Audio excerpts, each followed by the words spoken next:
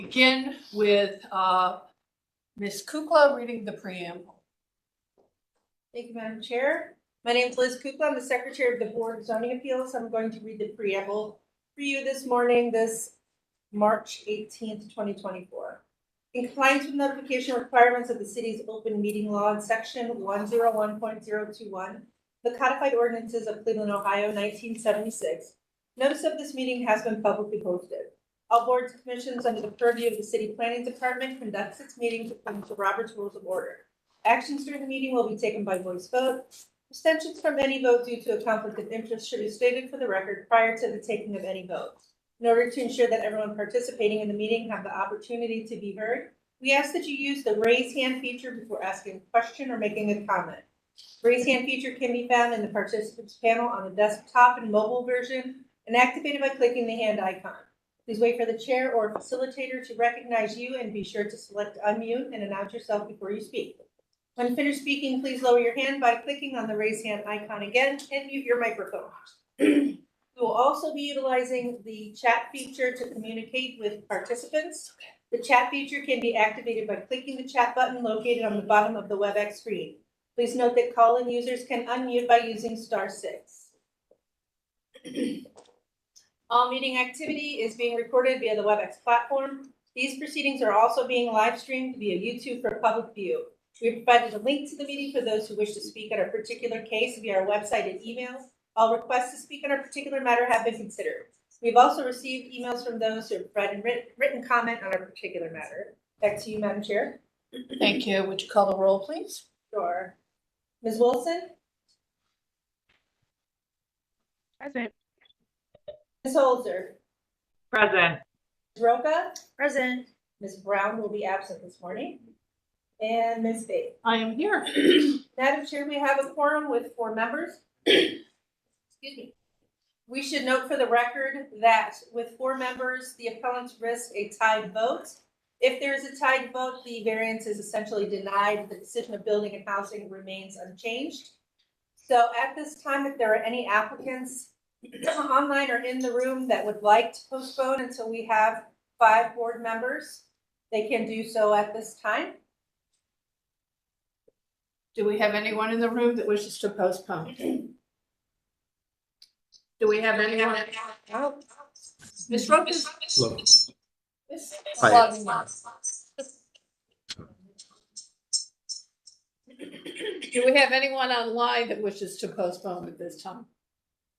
Hello, this is Michael Horton with 2158 West 6th Street. I had some broken reception. Could you repeat the note about the voting?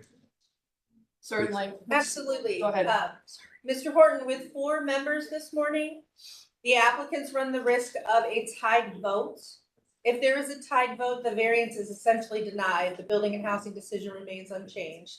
So if you feel like you would like to have 5 members present, we could postpone your case this morning at your request. In the event that we feel that we might be coming to a tie vote, do we have the opportunity to postpone it at that time? If we feel That would there, be a question for the chairperson and the member present, or all of the members present. Board, I have no objection to that request by Mr. Horton. Does anyone else have an objection? No objection. No objection. No objection. thank you. Thank you. Hearing no objections, Mr. Horton, we will move forward with your case, and should you feel like you need to ask for postponement at the time, you can. Okay? Thank you. Okay. All right. All right, Ms. Holzer, I have asked Mr. Bay to alert you to the presence of any council people so that you can more easily queue up the cases in the order. Okay, Madam Chair, I do see Councilman Slick on. all right, great. We have a couple bits of business to go over. Also, Ms. Wilson, when you administer the oath, I'm going to ask you for the purposes of equity, if you would ask everyone to spell their names. Okay, I will do that. Thank you so much. Mhm. And Ms. Roca? I'm going to ask you to please be the centric for the meeting today, should we need one.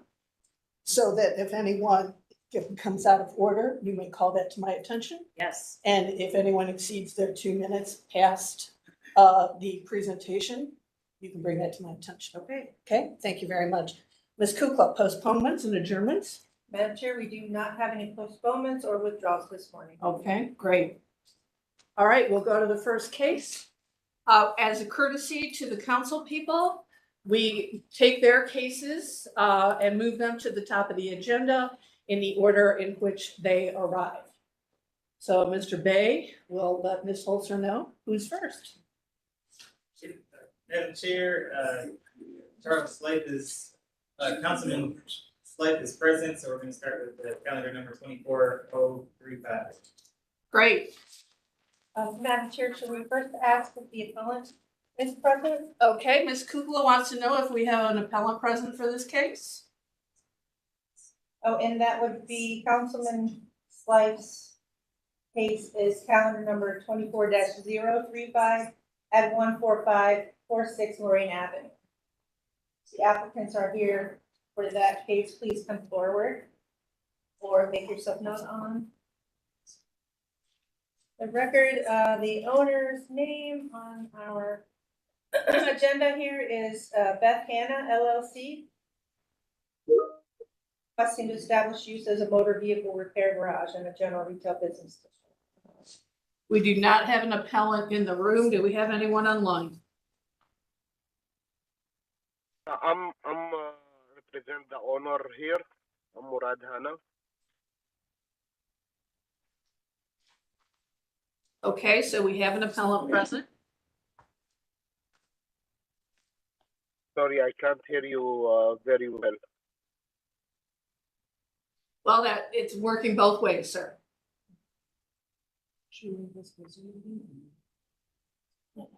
Probably. It's the microphone where it is because I'm, Oh, we have two now. oh, we have two. Okay, great. You want me to center it up? I can center it. No, that's perfect. I think that's good. Ms. Roca and I tend to be high volume people. We're used to public speaking. Okay. All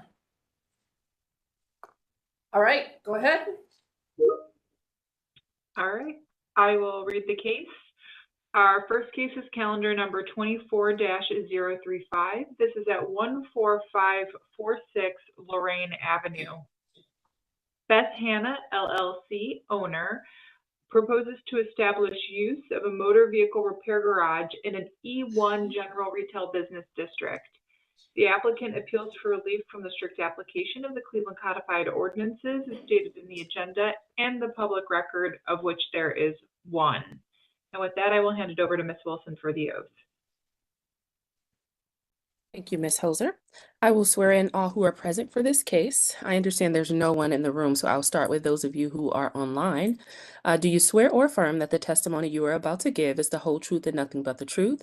Please raise your right hand, reply with I do, your name, and your address.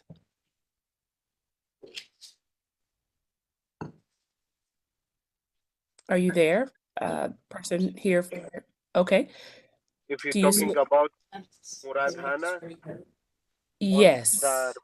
okay, I do.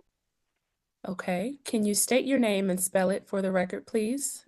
Murad Hanna, M-U-R-A-D, Hanna, H-A-N-N-A.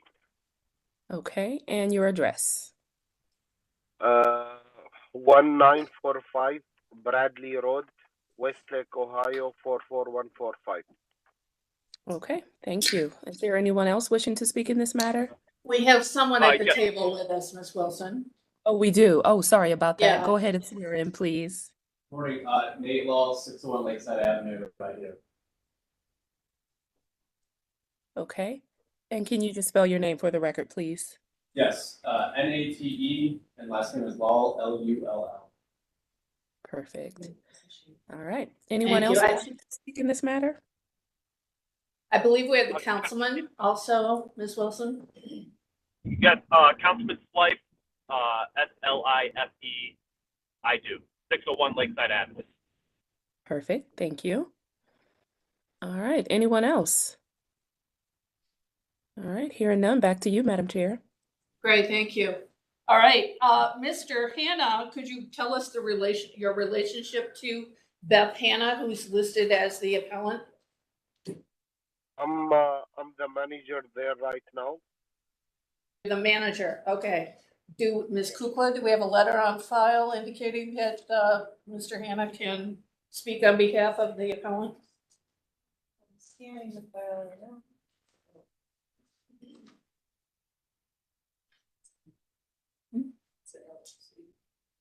He still has to be.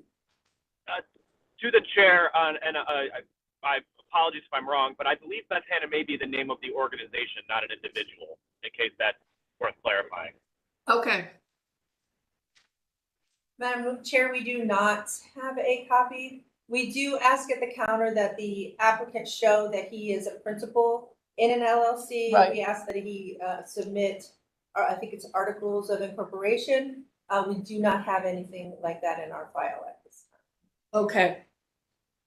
Councilman, did you hear that response? Yes, I did. Okay. Do you wish for us to move forward without that documentation? We can make that condition. I'm comfortable moving forward. Okay, great. All right, Mr. Hannah, we'll make it a condition that you supply the necessary documentation to the secretary. Sorry, I didn't hear you. Can you say it again, please? We'll make it a condition, should we approve this case, that you supply the necessary documentation to the secretary. Okay. You can go ahead. I have one thing I want to make it clear because I want to understand it more. What we're talking about it is the exact address because we give different addresses to the property. Was before one address and right now it's 6 addresses.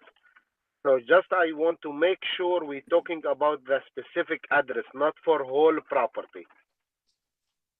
Yes, Madam Chair, if you're ready for the history, I can read that. Yeah, go ahead. Madam Chair, this property is a large corner lot. The addresses that are involved in this property are 14530 through 14560 Lorraine Avenue. For this specific address, we didn't find much in this specific address being 14546 Lorraine Avenue. For that address, we only found that there were gas tanks installed on the property in 1924.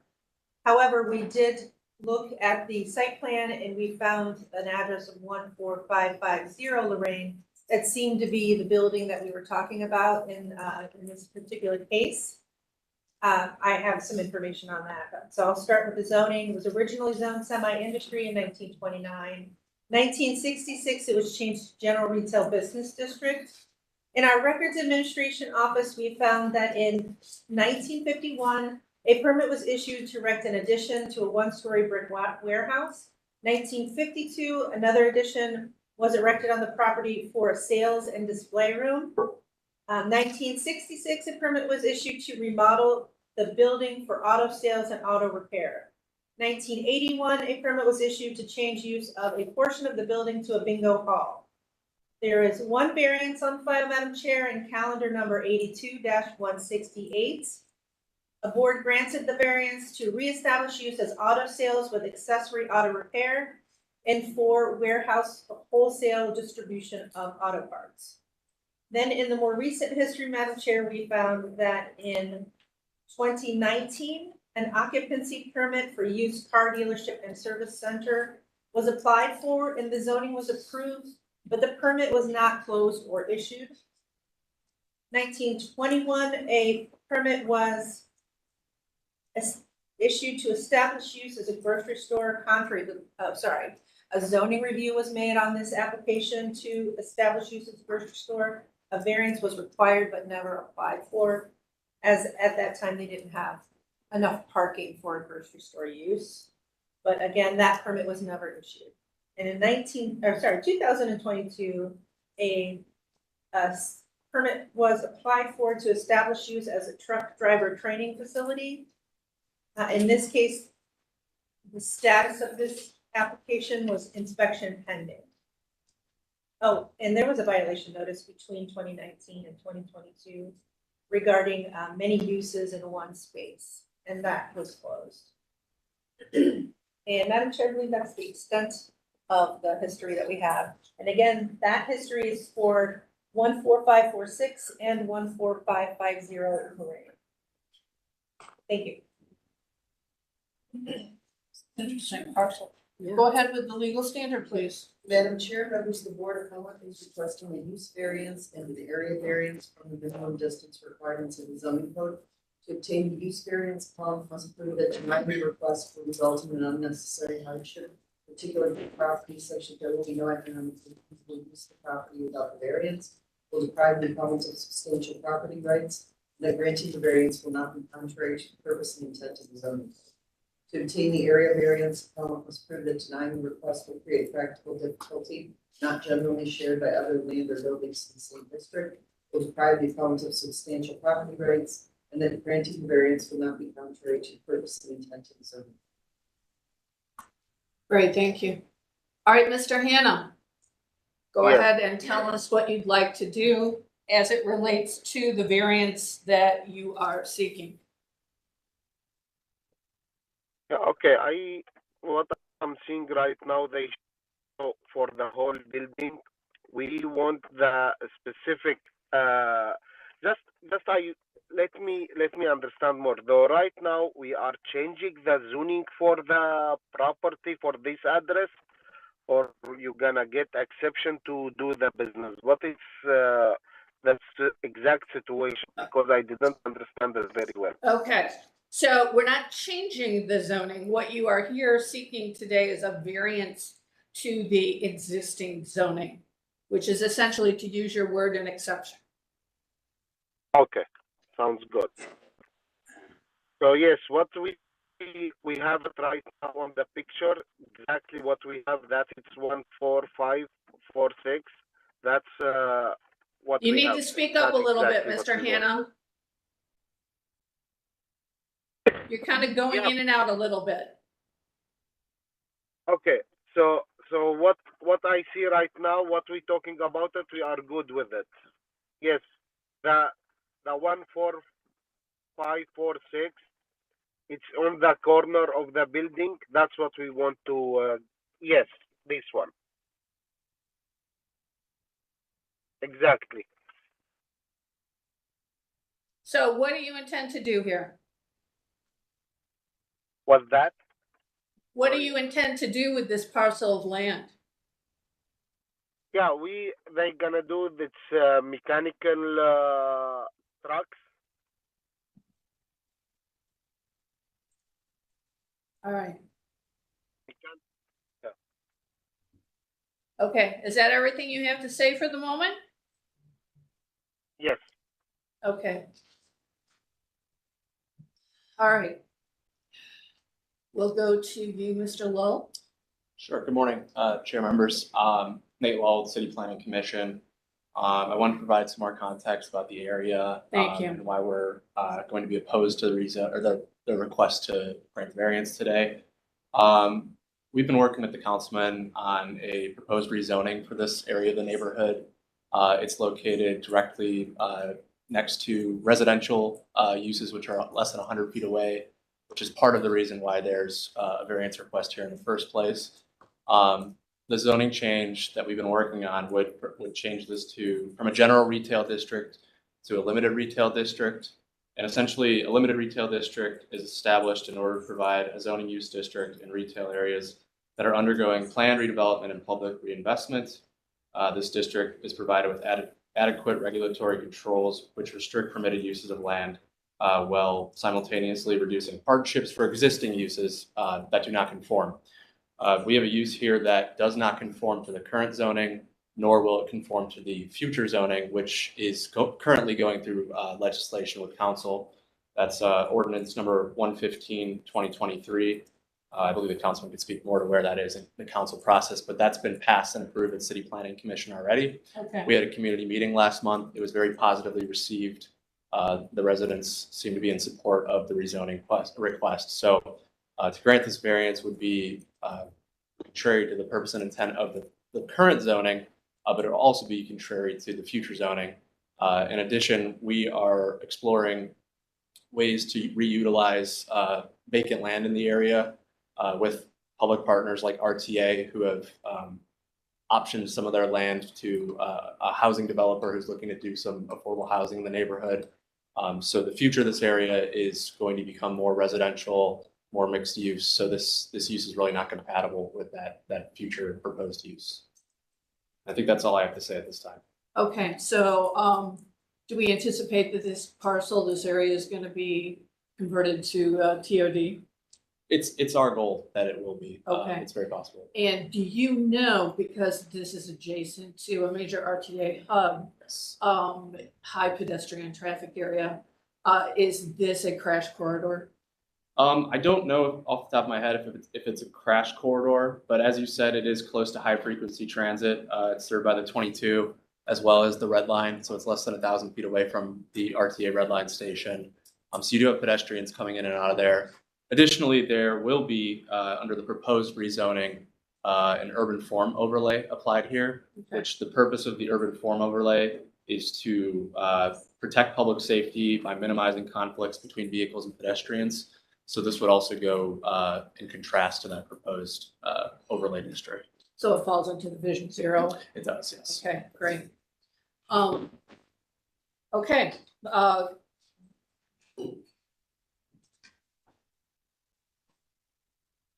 he magically appeared. Ms. Kukla, while Councilman Slife is settling in, do we have any correspondence with regard to this? We do have one letter or email about position. It came from Ms. Carrie A. Mio at 3534 West 146th Street. She states he or she states, to whom it may concern, we have received information in regards to the old Harley dealership located at 14546 Lorraine Avenue. We already have to deal with 3 a.m. noise, lights, and yelling from the post office. We strongly disagree with the semi-truck motor vehicle repair garage coming into our community. We don't need any more noises, smells, lights, traffic, or road damage. This is not a dumping ground. It is a family residential area that is well maintained with pride. Thank you for your time and consideration in this matter. Great, thank you. Mr. Lowell, just one last question. When was that community meeting? Let me check. It was Pop quiz. yeah, I know. Let's see. During budget hearings.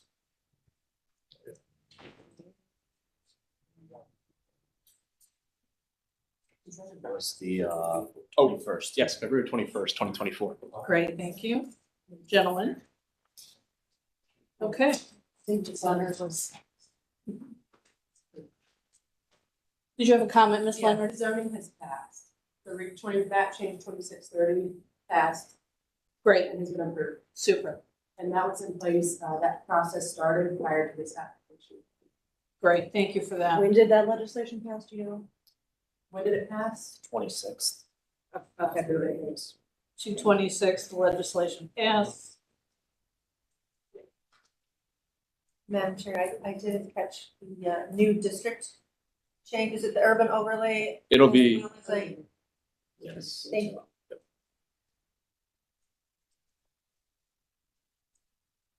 Did you get that information, Ms. Kukla? Thank you. Got it? Good? Yes. Okay. I don't have much to say because I think Nate handled it very well, thank you. But just restating that I did receive a number of points from the neighbors, especially on 146 concerned about noise. There's been conversations with the Development Corporation with previous staff about a number of truck related uses on this property, and I think it's been pretty regularly stated that wouldn't be appealing or favorable for the surrounding area. And then as to the rezoning, as Nate said, the purpose of the rezoning is to really make use of the West Park Rapid Station, which, as you can see from the bottom of the picture, is an empty parking lot. This is a real opportunity for development, and the zoning, among other things, help take a portion of this parcel, which does have a semi-industry designation right now, and cleaning it up and moving it towards a more beneficial use. in the end. I know that there are people interested in the property. There's been uses proposed in the past that would conform with local retail, like the grocery store. So I don't think that this meets the legal standard of this being the only possible use for the building. Thank you. All right, board, questions, comments? Hearing none, I'll entertain a motion. Does Mr. Hannah have anything else to say? Mr. Hannah, would you like to make any further comment? Yes. So just I want to know when they have a complaint over the noise or something. Just can I have more information about this? Because it's almost 2 years the property is empty. So just I want to know when they have complained about the noise. I don't have a direct answer. I think there had been some complaints, as he said, 2 years ago with, I'm sorry, go ahead, sir. So it's almost, yeah, it's because it's almost from 2020, it's the property is vacant. It's no noise, no trucks, nothing there. So how they said, or just I want to double check again for the letter they send that email or what, it's they complain about the noise. It's March 7th. So just I want to understand how it's March 7th. They complain about noise, and you can stop by. You see it's the property 100% vacant in the back and everything, and even the stores, the property, let's say it behind office UPS, the RTA. In cross of the street, it's industrial. We have only on our right side, they have apartments, but still they are far. They are even not close to the property. You said it's 100 feet. We have more than 100 feet. We are far from the closest house, at least 200 feet. No way we have 100 feet close to any closest house. That it's making me a little bit surprised. If you check this, you're gonna see it. This map, what we put the picture right now on, we asking on the warehouse in the corner, and if you see the front door and everything, and you see the closest house, it's more than 250 foot. Mr. Hannah, even close to the house. Mr. Hannah, if it were more than 100 feet, we wouldn't be here. I'm going to ask Mr. Lull to respond. Yes, so Yes, it's measured by. Mr. Lull is speaking, sir. It's measured by the property line, so it's not measured by the building next door. So this property is directly adjacent to that residential use. And if I may add. So you take that, yeah. Sir? 100 feet from the board of the property. The property line. It's from the property line, sir. Okay, and Councilman Slife is going to make a comment. So in speaking with the community, and the real purpose of the larger zoning, absent any individual use, was actually, could you go back to the previous slide, Xavier? In the top right of this picture, that little thing that almost looks like a bean is used by RTA to train buses.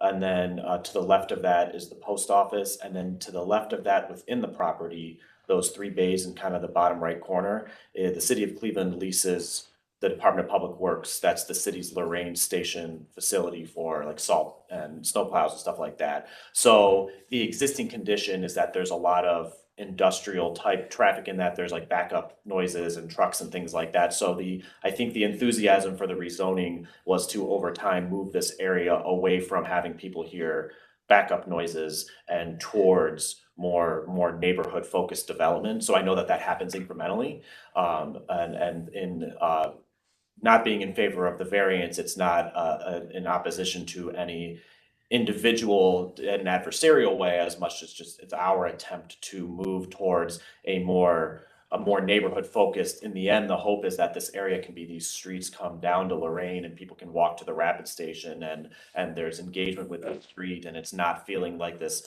isolated industrial area which grew alongside the railroad tracks because that's where we historically concentrated industry so that it could be served by rail. That's no longer the case, and the future moving forward is to appreciate the rapid line as the strength, not the freight rail. Thank you. Thank you. All right, and let's just, whoever wants to respond to this, let's reiterate again the date that the legislation was passed for the rezone. Whomever would like to field that. So do you want to go ahead? Sorry, go ahead. The legislation was passed on the 26th. However, unlike most ordinances which get passed with emergency authorizations, which means they take immediate effect, zoning legislation does not take immediate effect. So I suspect we are in the lull period between passage and it being in effect. But I don't know the effective date off the top of my head. And when you say the 26th, you mean That's when it was passed. of February? Yes, ma'am. Yeah. Just want to make sure we have this all clear for the appellant. And Ms. Leonard has her hand up. Give your hand up, Ms. Yeah, the Leonard. effective date is March 27th, but I think the key point here is that this rezoning started in 2021, prior to the application being submitted to Building and Housing Great, for this thank you. use. All right, does that clarify things a bit more for you, Mr. Hannah? Honestly, I don't know. So it's 26. What they want to do. Just I want to understand this more. What is gonna happen in 26? Mr. Handa, so this area has been rezoned. There was new legislation that was put forth to council, which passed, and it will become effective March 27th, 2024, meaning that, and you pulled your application before that legislation, or, no, I'm sorry, after that legislation was proposed. Do you understand that? No, sorry. Madam Chair, Ms. Kukla? for the record, the application was made to Building and Housing on February 5th, 2024. Can I make a clarification? Yes. Under the current zoning, the use is still would need the variance. So this application was adjudicated under the current zoning, which is, was general retail business prior to the rezoning. What I think Mr. Lowell and the councilman are referring to is that the rezoning as well as the existing zoning don't allow this use. Right, right. And that's what we're trying to make sure Mr. Hannah understands. Did you hear that? Just I want to make it clear. We are not looking to rezone whole property. We have the general retail in the front and we working on it to do grocery store in the front of the building. We are not changing this and we still working on it. Mr. Hannah, But what I we're think, talking about, so it has already been rezoned. Based on legislation that passed council. So we're prepared to move forward with our decision at this point. And Madam Chair, it seems that the appellant is misunderstanding the difference maybe between the variance and the zoning change. We understand that you're not requesting to rezone the entire parcel. The board understands that you are just asking for a permit for the particular address. And in this case, a variance is needed to establish use in the current zoning. And again, it's just for that specific address that you're asking for. We understand that you're not asking for a rezoning for the whole entire property and that this is only for a permit application to establish use for a particular address. And the current zoning does not allow that without a variance, and that's why we're here today. okay. Okay, is that clear now? Okay. Yes. Okay. Okay, All right, great. great. Thank All you. right, You're ready. board, any further questions or comments? Hearing none, I'll entertain a motion. All right, Madam Chair, based on the testimony for today from the appellant, the councilman, city planning, I move that we deny calendar number 24-035. Could I have a second, please? Board Member Holzer, I second. Thank you, Ms. Holzer. Ms. Kukla, if you'd call the vote. Wilson, Yes. Holzer, Yes. Roca, Yes. Faith. Yes. Calendar number 24-035 is denied. This decision will be ratified next Monday when the board meets, and we will send the applicant a letter. Thank you, Thank you, everyone. Mr. Lowe. Appreciate you being present for the oath. May I ask a question Yes. about the previous case about that 14546, that these gentlemen complaining about noises and stuff? Since the two corner of building is rented to the city, and there's like all day long, the truck cities comes in, loaded, salted, and goes out, right? So why nobody's complaining about those trucks? That we're trying to make some legal job here, rent a facility for the truck repair shop, which is far away from the apartment. Excuse me, sir. Were you making testimony on the case we just heard? Yeah, All right, you weren't sworn in? But we're done. And we're done. already rendered a decision. that's the thing. I just want to let you guys know that that makes no sense that this gentleman complaining about noises, and which is the city already rented the building there, like all day long trucks come in and goes out. Sir, I'm sorry if you weren't present when we administered the oath. But you have to be sworn in at the beginning of the case to make testimony. And we're not taking any more testimony. And we're not, We've already, we're done. But please feel free to talk to Mr. Lowe a little bit more about that. Can we reapply for it? And No. So once it gets denied, it's denied? it's denied. yes, it has currently been denied. And there's no application to the Board of Zoning Appeals. Now, If you wanted to establish a different use, you can apply for a different use, but at this time, the request was denied. No, because that makes no sense. That makes no sense, so you guys just denied the repair shop for this property that was used by city trucks. Sir, we're not gonna take any more testimony. I would suggest that you're, okay, all leave. right. Say something real quick. About it. My wife just signed in. I'm co-owners with her. She's at her plant store, but I just want to let you know, she signed in. Okay, Okay. Mr. They will have that online. All right. All right.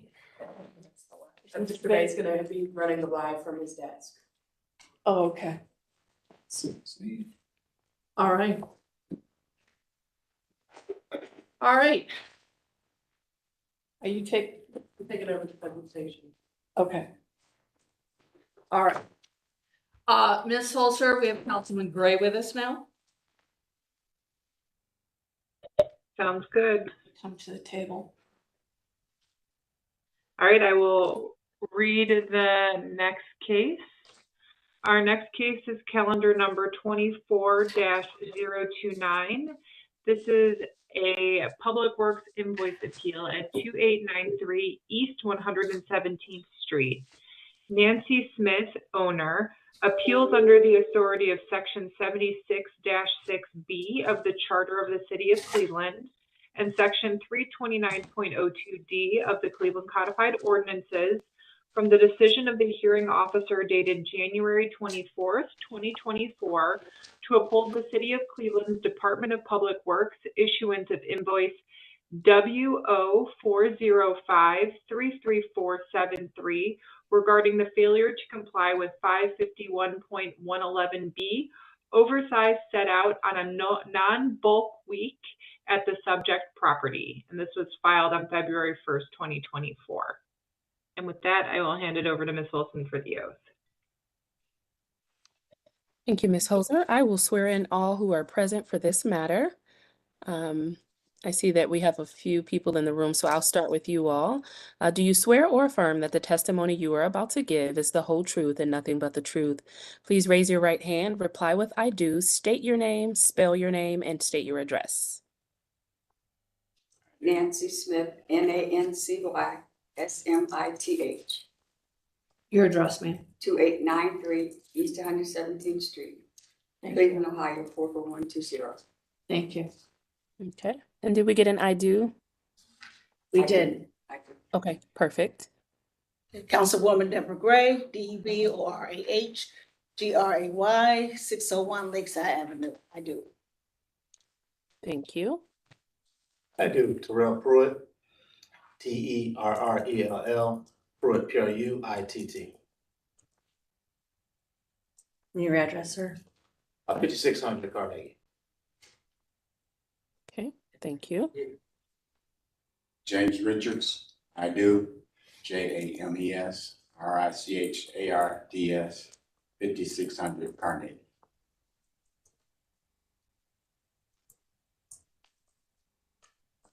That appears to be everyone in the room, Ms. Wilson. Okay, is there anyone online who wishes to speak in this matter? All right, hearing nothing, back to you, Madam Chair. We have someone speaking in the background. I don't know if they're trying to swear in for this case or if they're just need to mute themselves. I think it's fixed. All right, great. All right, thank you, Ms. Wilson. Madam Chair, I believe that Ms. Smith is the applicant. Correct. Please Ms. come up to Smith, the we'll table. ask you to come to the table, please.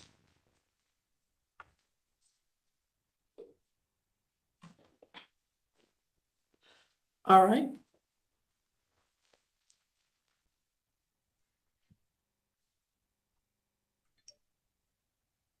All right, Ms. Smith, did you have an opportunity to meet with the Violations Bureau folks? Yes.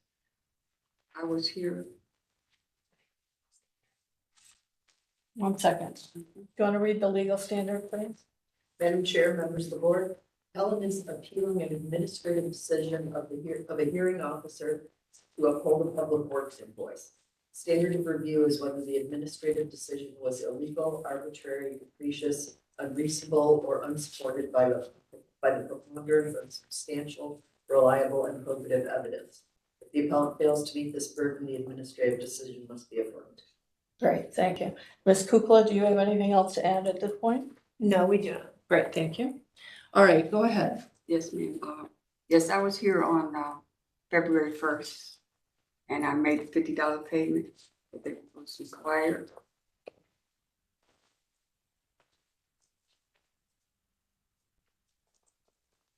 I would just like to state that the day that these items were put out on my lawn, it was not a bulk week, I was informed. And I had someone prepared to pick this up for me. And trash people came out at regular Wednesday as usual. They took the cans like they usually do. My question is, why did they pick this up when they knew this wasn't a bulk week? And I already had inquired for someone to pick this up. So when the gentleman came, he called me and told me, I thought he had picked it up because I was away from the house at the time. And when he called me and said, Ms. Smith, when I came, the items were not on the line. And I told him, well, he said, evidently the trash people had taken it. And then I get that, letters in the mail saying I had violated the procedures. So I'm just wondering, why would they pick this up if they knew this wasn't a bulk week? So is this the home in which you reside? Yes, ma'am. I've been there 35 years. All right, and can you explain to us how all of that ended up on your tree lawn? Well, I had just did cabinets, had new cabinets put in my kitchen. And the old was the gentleman, some of them were good. I was just, they've been there for a while. I just wanted to redo them. And I had spoke with him because he usually comes through the neighborhood and picks up things that he see every Wednesday because he's a neighborhood guy. And I just told him, I was gonna put this out here for him, cause he said he might could use some of them. So I put them out for him. Like I said, when he came, I think he got there, he said about 11, somewhere around that time, and the items weren't there. So he said evidently the trash people had taken them. And then, like I say, I get this notice about a violation. Was the contractor supposed to haul them away for you? He's not a contractor, it's just a gentleman has a truck that he comes through the neighborhoods on. No, what we would call a picker, probably. Right, Yeah. And I had notified him that, I had cabinets. They were in good shape. I just wanted to, remodel my cabinets in my kitchen. I just put them out for him. And this $50 that you paid Yes, ma'am. was that supposed to be like a partial payment or? No, they told me I had to pay $50. Well, it was maybe down for $350. That's our application fee, Madam Chair, I apologize. Oh, that's what Okay. the application fee. So All the right. fine is $350 that she would Right. potentially owe. Right. Right, so you paid 50. Well, like she said, it was. Oh, the 50 was the application. Yeah, so she still would be. All right, got it, okay, all right. Okay, gentlemen, Good morning, Madam Chair, members of the board. good morning. Morning. Yeah, so the ordinance is written as such that you're not allowed to put anything out for collection that's more than 3 items. Clearly from the picture, she is in clear violation. And when my employees come to collect trash, it often puts them at risk when folks do not follow the ordinance that's in place. So when my employees came by, they collected the trash and they issued a citation at that point. Are these items anything that would have been required to be wrapped in plastic or otherwise contained or bundled? No, so there's nothing in the ordinance that states that anything needs to be wrapped in plastic. That's a courtesy we ask residents to do. But often that type of stuff has nails Right. and things of that nature that also put our employees at risk. I have a question, Madam Chair. Go ahead, Ms. Roca. So just help me understand here. If a property owner wants to have a private buyer pick something up from their property, they must know that they can't put it out during a bulk day. Well, Madam Board Member, they're not allowed to put on the tree line at all. Okay, So if they want to collect something from their home, they need to collect it from, not on the curb, not in the city right away. So she could have left it in her yard, could have left it in her backyard, in her driveway, but she cannot put it on the tree line at any point. for hypothetical purposes, what if a property doesn't have like a front yard or a driveway? I think do you have a driveway, ma'am? Yes, ma'am. Okay, so she has one, never mind. Cause that's We're why I good. put the trash cans in the driveway so they could pick it up, cause I knew somebody was coming to pick these items up. Okay, so the only way to do this, a property owner would have to, she can't put it on the sidewalk, that's public right of way. She can't put it on the tree lawn, that's also not her property. So the only way that she could have remedied the situation was to put the bulk items in her own driveway, or do you have a front yard? The small front yard. Yeah.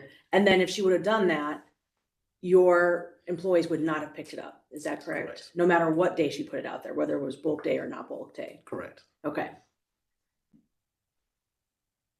Madam Chair, for the record, on bulk day, is it that they're allowed to put it on the tree lawn then? Yes, you're only allowed to put 3 items total.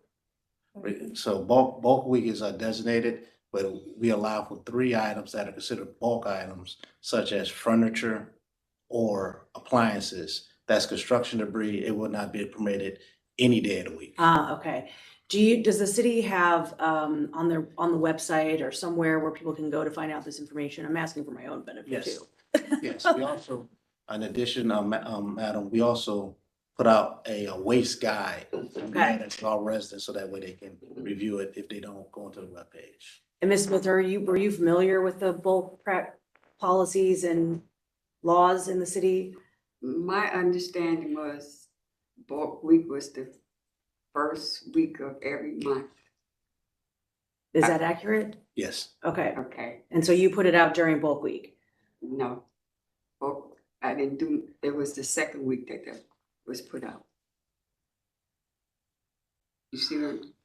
So is that So what? it was put on the tree lawn out of, Not not bulk on week. a non-bulk week. Ah, I see. And then That's so what they my- thought it was trash, or they, We always consider anything on the tree line, we're gonna put a tree line for the safety of the city, to clear the refuse from the city. So regardless of what the week is on, what week is on, it's still been a violation. right, So we would have wrote the citation if it was on bulk week or not, because it's not considered bulk items, construction debris, and it's more than 3 anyway. right. So no matter which way, she would have received a violation no matter what she did. But if this wasn't bulk week, if they had it, took their trash like they usually do, left that out there and sent me something, by the time that stuff would have been gone, like I said, I had arrangements with this guy to pick this stuff up. Who moved everything onto the tree lawn for you? My husband. Your husband? Yeah. Okay, all right. So So, put it on the lawn because we had talked to the gentleman, right, letting him know that we was gonna do this. And right. But the bottom line is it was construction debris, which isn't allowed on the tree lawn anymore. The only way that you would have been able to get to dispose of these items would have been if you would have put it in your driveway or on the front lawn, like that tiny bit of grass that you have on your property. Just a very unfortunate situation. Ms. Gray, do you have anything you'd like to add at this point? Well, Madam Chair, I understand all the residents' concern because I deal with Commissioner Pruitt and Mr. Richards on an almost weekly basis. I emailed them, we emailed back and forth with the issues and concerns of the constituents dealing with trash containers, bulk, anything that pertaining to the waste department. So I do understand Ms. Smith concern and misunderstanding of the procedure of the waste department because everything changes all the time. And I can say that Commissioner Pruitt did mail out a booklet. Remember the booklet? You said the booklet went up. She mailed out a booklet with everything changed from what it was before. You know, when they set up the trash containers for everyone in in the Cleveland per se. So a lot of this information is so much information the constituents don't really follow through to understand what need to be done or what not need to be done moving forward with Buck Week. And I understand Miss Smith's concern because I be on 117th and I know her and her husband personally. They call me a lot. I go over there and talk with them and explain a lot of things of other stuff that they need to know about the procedure of the city, process of procedure. So this is a very sensitive situation when it comes to Mr. and Mrs. Smith, because I be over their house quite a bit. So when I got this notice, I wasn't aware it was their house because I got it late and we've been in DC for almost 10 days and just got back. So I just got it to talk with Commissioner Pruitt out in a hallway. Where was it? And then I realized where it was. So this is a common situation that the residents deal with, not knowing that when you sit something out on Buck Week, a non-Buck Week, sometimes the waste truck take it and sometimes they don't. But on the end of on the commissioner end, I don't know his process of the procedure of sending out the sending out the citation. So I don't interfere with his practice. But I do understand the residents when they sit all that stuff out and have arrangement with someone else to pick it up, they just need to be more aware of, don't sit it out on the date of their trash day. You might have to send it out the next day, or the day before. And not on the tree lawn. And not on the tree, lawn. and not on the And tree. not on the sidewalk either. And out on the sidewalk, and plus, one thing I have learned from one of your staff workers, I called and they said if you call on a Monday and you have trash, then you want to put trash out on a Wednesday, you can call and have it pre-scheduled to be picked up even after Buck Week.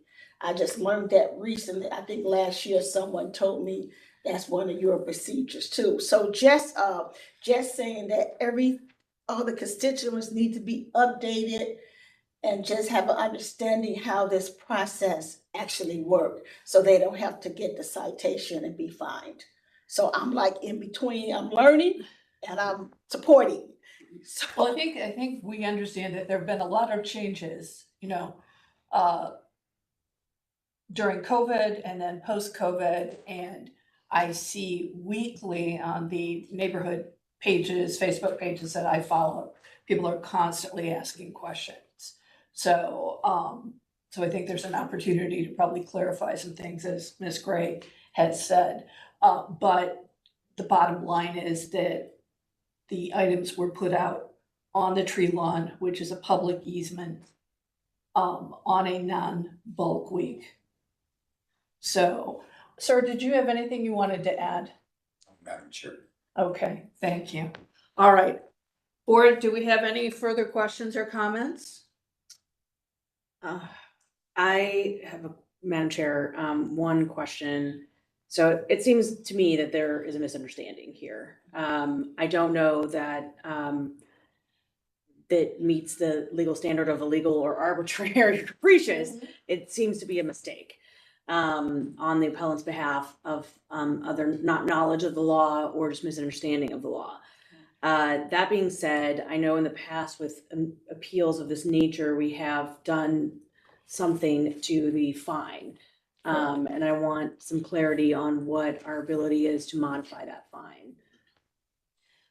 You are correct. In the past, it is an unfortunate situation that most of the people that we have before us for these sorts of cases are what I call wise individuals.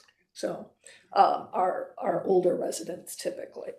So what we typically do is we uphold the decision by the Violations Bureau, but we offer some grace in terms of the fine.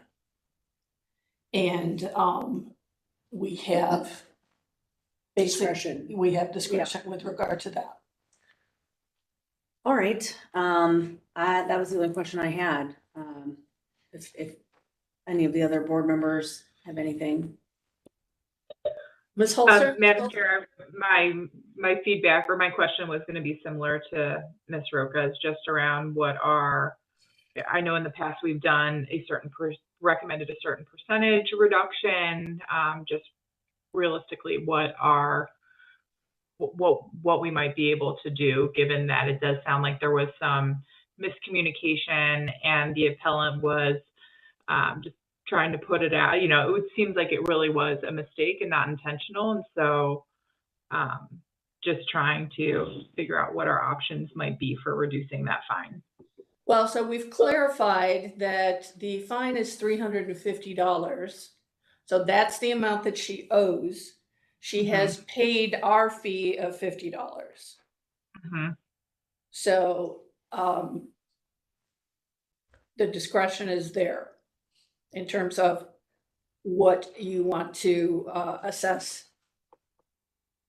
or make a reduction on the fine. Ms. Leonard, is there any parameter that we need to be aware of before we issue a ruling in terms of our discretion on reducing fines?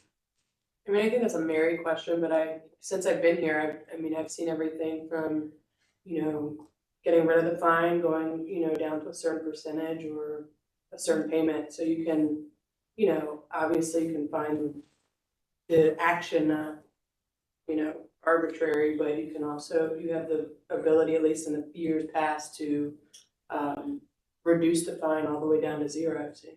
Okay, thank you. I understand. That's correct. Okay, Yeah. great. All right, are you ready? Sounds like you're crafting this. I am, yes. Okay. Madam Chair, based on the testimony that we've heard from the councilwoman, Ms. Smith and Commissioner Pruitt, I move that we deny the appeal in calendar number 24029, and that we reduce the violation amount to 0. Is there any discussion, board, of this motion? I don't have any concerns or pushback. Ms. Wilson? I'm all set, thank you.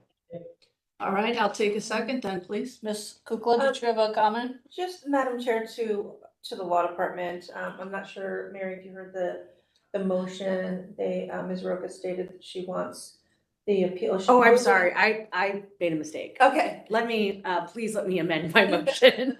Thank you. Self-friendly amendment. I'm amending my motion to clarify that we are upholding the city's decision to issue a violation in calendar number 24-029. But we are reducing the violation amount to 0. So it would be a vote whether the board agrees to uphold the city's decision to issue a violation. Sorry, I apologize. And so Mary, would that be then, as far as the language goes, is this, when she mentioned uphold, that's generally a denial? Should the language be approval? And then I could put some language in there, which I've done in the past, stating that it is not recognized that the city did their job and that they didn't do anything illegal, arbitrary, or capricious, but you found good cause to reduce the fine to 0. So I think we've done it in the past where it is technically an approval, but I'm not sure if that. It's a denial. She's requesting it, yeah. No, I'm requesting to affirm the city's decision, uphold their decision, because I am stating that they did not act in an illegal and arbitrary manner in issuing the violation. So we are upholding the city's decision, but based on the testimony, we are reducing the fine amount, the violation amount that is owed by the appellant to 0. So is your question whether we're denying the appeal Or are we upholding the? Are we technically approving same the thing. appellant's request? The appellant has requested to overturn the decision of. We are not approving her request. And we are not, we We're are denying the appeal, but we're upholding, and we're upholding. the decision of the city. Yes, we're denying Ms. Smith's appeal, and we are affirming and upholding the city's decision to issue a violation. We are only merely modifying the violation amount. Right. So denying Ms. Smith's appeal, upholding the decision of the city, modifying for cause the amount owed Okay. for the violation. Just want a clarification. You good, Ms. Kukla? It's been a while since we've done one, so, okay, as long as the message gets across to the city correctly, and we'll make sure that the language is. Okay. And you'll have a chance to read it before you ratify it next Monday, so that Okay. it's appropriate in your. So, with that, conversation, that discussion of the motion, I'm gonna ask Ms. Roca to succinctly just restate it for the benefit of the board members so that they're Yes. clear. Okay, so what the board is voting on is whether to issue a vote to uphold and affirm the city's decision. Do you uphold and affirm the city's decision in issuing the violation notice? And then you can call the roll. What, Shannon? And reducing the amount of. Oh, yes, and also Right, that'll, right. reducing the violation amount to 0.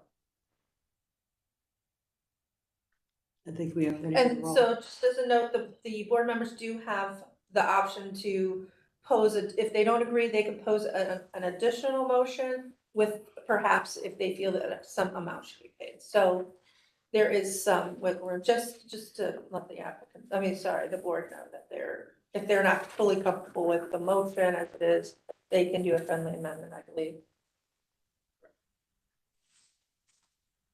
Ms. Holzer? You look like you're pondering. Just making sure that I'm following. Okay. So we are upholding the city's decision. I don't do. Correct. Okay. But also With- discussing the fine. But Reducing, yes, reducing the fine. yeah. I think we're ready for the roll. All right, Okay. so that's a second from Ms. Holzer. Did you Yes. second? All right. I will second. All right, now we can call the roll. Ms. Wilson, Yes. Holzer, Yes. Roca, Yes. Faith. Yes. Calendar number 24-029 has been denied, affirmed. The decision of city has been affirmed. However, the fine has been dismissed. This will be ratified next Monday, and we will send the appellant a letter, as well as Commissioner Pruitt. Thank you, gentlemen.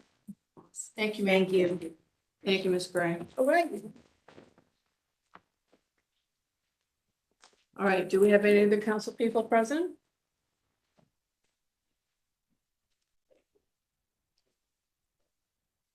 All right, we'll proceed to calendar number 24-032. Sounds good. Our next case is calendar number 24-032. This is at 2158 West 6th Street. Matthew Dunn, owner, proposes to erect a 4-story frame, 2-family residence with attached garage in a B1 multifamily residential district. The owner appeals for relief from the strict application of the Cleveland Codified Ordinances as stated in the agenda and the public record, of which there are 7. And with that, I will hand it over to Ms. Wilson for the oath. Thank you, Ms. Holzer. Is Mhm. there anyone in the room present to give testimony on this case? Gentlemen? No. No. Okay, anyone online? Hi, it's Matt Dunn. Juliana. Perfect. Horton. Okay, I will swear you in. Do you swear or affirm that the testimony you are about to give is the whole truth and nothing but the truth? Please raise your right hand, reply, I do, state your name, spell your name, and state your address. I do. Matthew Dunn, MATTHEWDUNN. What was the last thing you had asked for? Your address. My current address is 400 Park Avenue, apartment 427 in Beechwood, Ohio, 44122.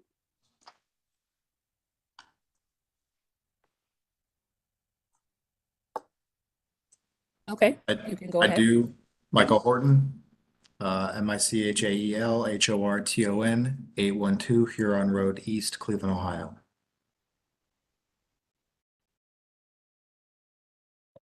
Okay.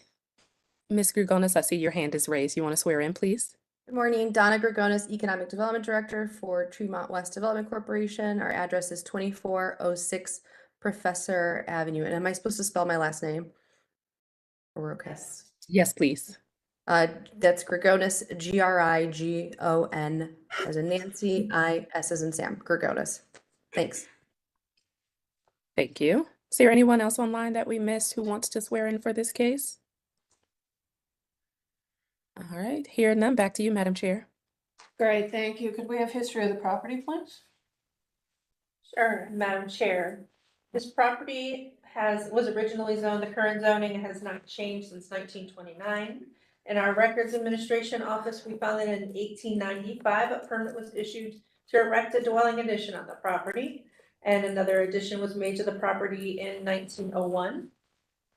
There are no variances on file for this address. And then in the more recent history, we found starting in 1998, there were violations issued to the property regarding exterior maintenance.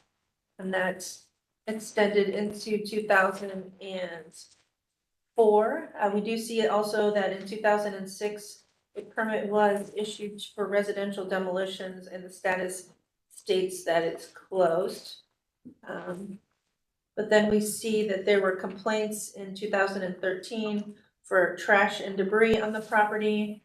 And there was a board order made to the property in 2013. And I believe that's all that we have that's relevant. Thank you. All right. Can you read the legal standard for us too, since Sure. you stepped out? Madam Chair, members of the board, the appellant is requesting an area variances from the maximum gross floor area, minimum square footage of lot area, minimum lot width, required rear yard, minimum required distance, total width of interior side yards, and interior side yard encroachment requirements of the zoning code.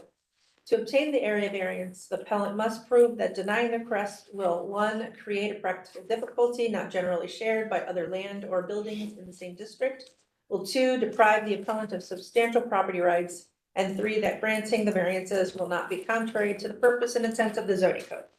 Thank you. Thank you. Who's going to be the spokesperson? I will, Michael Horton. Okay. Mr. Horton, you have 7 variances listed. Have you, are there any that, you've been able to eliminate or fulfill? No, Madam Chair. Okay. All right, go ahead and tell us what you want to do, and please try and focus on the variances you're requesting. Sure. I'm Michael Horton with Horton Harper Architects, here with our clients, Mr. Dunn and Mrs. Dedman. We are proposing a single family house on this parcel.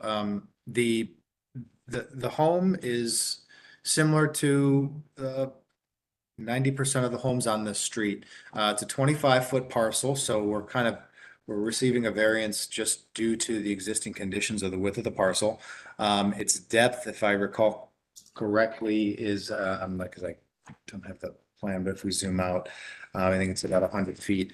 We're similar to the rest of the homes in the neighborhood. We're designing a 3-story home with roof deck access, as well as a lower level with living space. And because of that, we have a series of variances due to that typical typology. But it's a fairly straightforward design that matches the character and the context of the street. We're using brick and fiber cement board and metal siding that's similar to the rest of the neighborhood. We have been in front of design review. The project has been approved by design review. We've also been in front of the North of Literary Block Club and presented the project to them as well. That's also supported. The only note that they had was that we want to make sure that we contact the 2 next door neighbors because they were not present at the block club. Our clients have done that and made contact with them, and they have no issues regarding the new project. So if there's any more design specific questions, certainly happy to answer them, but we're excited to move forward with the project, and we think it's very fitting for the street.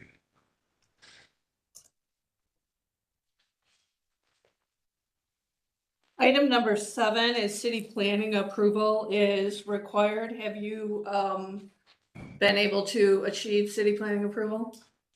I don't know if we've received a formal notification, but typically that's a common variance. And we've, historically speaking, Madam Chair, we don't get an official notice as we move through the design review process, which has already taken place. Since that's been approved, I guess we presume it's been approved. I mean, I don't know if we've ever gotten a formal notification of that. But certainly we would be able to submit for the building department if it wasn't. So we can check with Brittany Pybon to make sure that it's technically been approved, but I believe it is. Okay, great. To the property owners, Mr. Dunn, do you have anything to add to Mr. Horton's presentation? No, we're really excited to join the neighborhood and hoping to get the appeal. All right. Ms. Gregonis, would you like to add anything to this? Good morning, Madam Chair and members of the board. Thanks for including the Community Development Corporation in your testimony today. So this did not go before the Economic Development Committee, but because it is a single family home, I realize that it is a 2-family dwelling, correct? It's a single family, but it just has an in-law suite. So, but there are not separate meters, so it's still technically single family. Okay, and so the question I have that I believe that the Economic Development Committee would ask, and I know that this did get approved by the Block Club, but the Economic Development Committee would likely want to know if Mr. Dunn would be the primary, would this be your primary residence? Yes, Donna, it would be. This is a primary residence. Okay, great. And then are you planning to Airbnb the unit? No, no plans for that. And We I just have know a big family. that's wonderful. I think that it looks like it's pretty much in context with the rest of the neighborhood for the most part. But based on the community feedback, I would say that the Economic Development Committee would not have very many things to say other than make sure that the neighbors are okay with the setback variances. But thank you very much for coming to the community. Thanks, Don. Thank you. Are you speaking on behalf of city planning? Yes. All right. And just clarification for number 7, so the board, generally with the adjudication matters, building and housing, there's a city planning approval for design review is required. The applicant is not actually seeking a variance for that, that's just letting you all know that it's required. And then they were approved through design review. For units 5 or less, they're now administratively done for design review through the neighborhood planner. And the neighborhood planner stated that they had approved the application here. And then city planning has also reported that this proposal here is in alignment with other homes on this street and specifically in this neighborhood with the reduced setbacks. It's a home that's being fit on a smaller lot. But the city generally welcomes that. These are general variances that city planning tends to agree with. Okay, great. Any questions or comments from the board? Just a clarification for Mr. Horton. So the difficulty that your client faces here is that the lot size is such that all of these variances are needed. Is that correct? That's correct. The parcel is 25 feet wide and our side yard setbacks are a minimum of 3 feet. Therefore, the home at its widest would be 19 feet wide once you take away the thickness of the walls, or you're 18 feet wall to wall. So we're doing what we can to stay within those, and there's a map setback on the front yard setback. So we're working as best we can to stay within those constraints. But yes, correct. That's correct. It's a very narrow lot. Yeah, thank you for clarifying that. Mm-hmm. And just with respect to the variance for window wells, that's one we don't see very often. Is that That's gonna be my question. okay? Well, go ahead and ask it. I'll let you Go ask ahead. it. No, you're the architect. No. Please proceed. Ms. Roca was trying to steal my question, Mr. Horton. Go right So we're ahead. going to get to the window well situation. Explain that to us. Yeah, absolutely. So it's a bit of a deceptive write-up. With it, the zoning code does not explicitly state that window wells aren't permitted in a side yard. What the zoning code does is list what is permitted, and anything that is not listed is technically not permitted. Therefore, because window wells aren't on the list of what is accepted in a side yard setback, it thus is not allowed, if that makes sense. So because we do have window wells, and those window wells are for light, but more importantly, they're for egress. They're for in the event of an emergency. What we're doing to allow for those egress window wells to be code compliant is we're actually recessing. it'll be an architectural detail that the plans examiner will review. But because we have thick foundation walls, we're recessing the window back. So you have maximum clearance to open the window and get out. And our window well material is actually a corrugated metal, so it's very thin. So that allows maximum light to come into the lower level. It also allows more room to get out in the event of an emergency. And we are strategically located those on one side. So on the opposite side, homeowners or neighbors are still able to have uninterrupted access from the front to the back. So are these window wells for the in-law suite? That's correct. Okay, great. All right. And then one last question for me, because it's such a narrow lot and you're so, the appellant's gonna be so close to the neighbors, I just wanna confirm those neighbors will be able to get, what are you, you're proposing 2 feet on, 2 feet side yard, or wait, hold on. 2 feet on one. I can clarify. Yeah, why don't you clarify? Yeah, so on the north side, we have 3 feet clear. The home next door is approximately 8 to 12 feet from the property line. So there'll be about 4 feet from building to building. We'll go to the opposite side. So enough room for that person to, repair their siding if they need to, or whatever, to their house. Yes. Okay.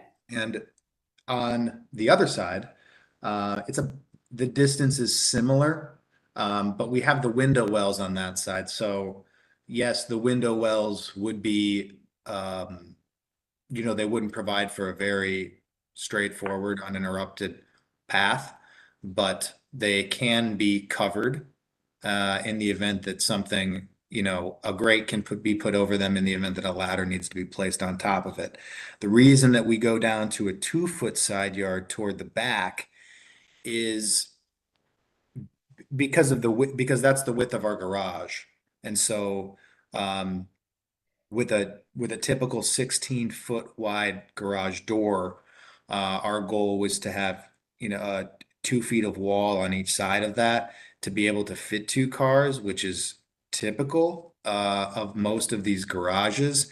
But because of our 3-foot side yard setback requirement, we weren't able to do that. So we wanted to put that, so we needed 2 feet there just at the garage location, if that makes sense. But you can see that the garage, the neighbor's garage, is actually further away from the property line than the house is. So we're still maintaining the same distance between buildings approximately, if that makes sense.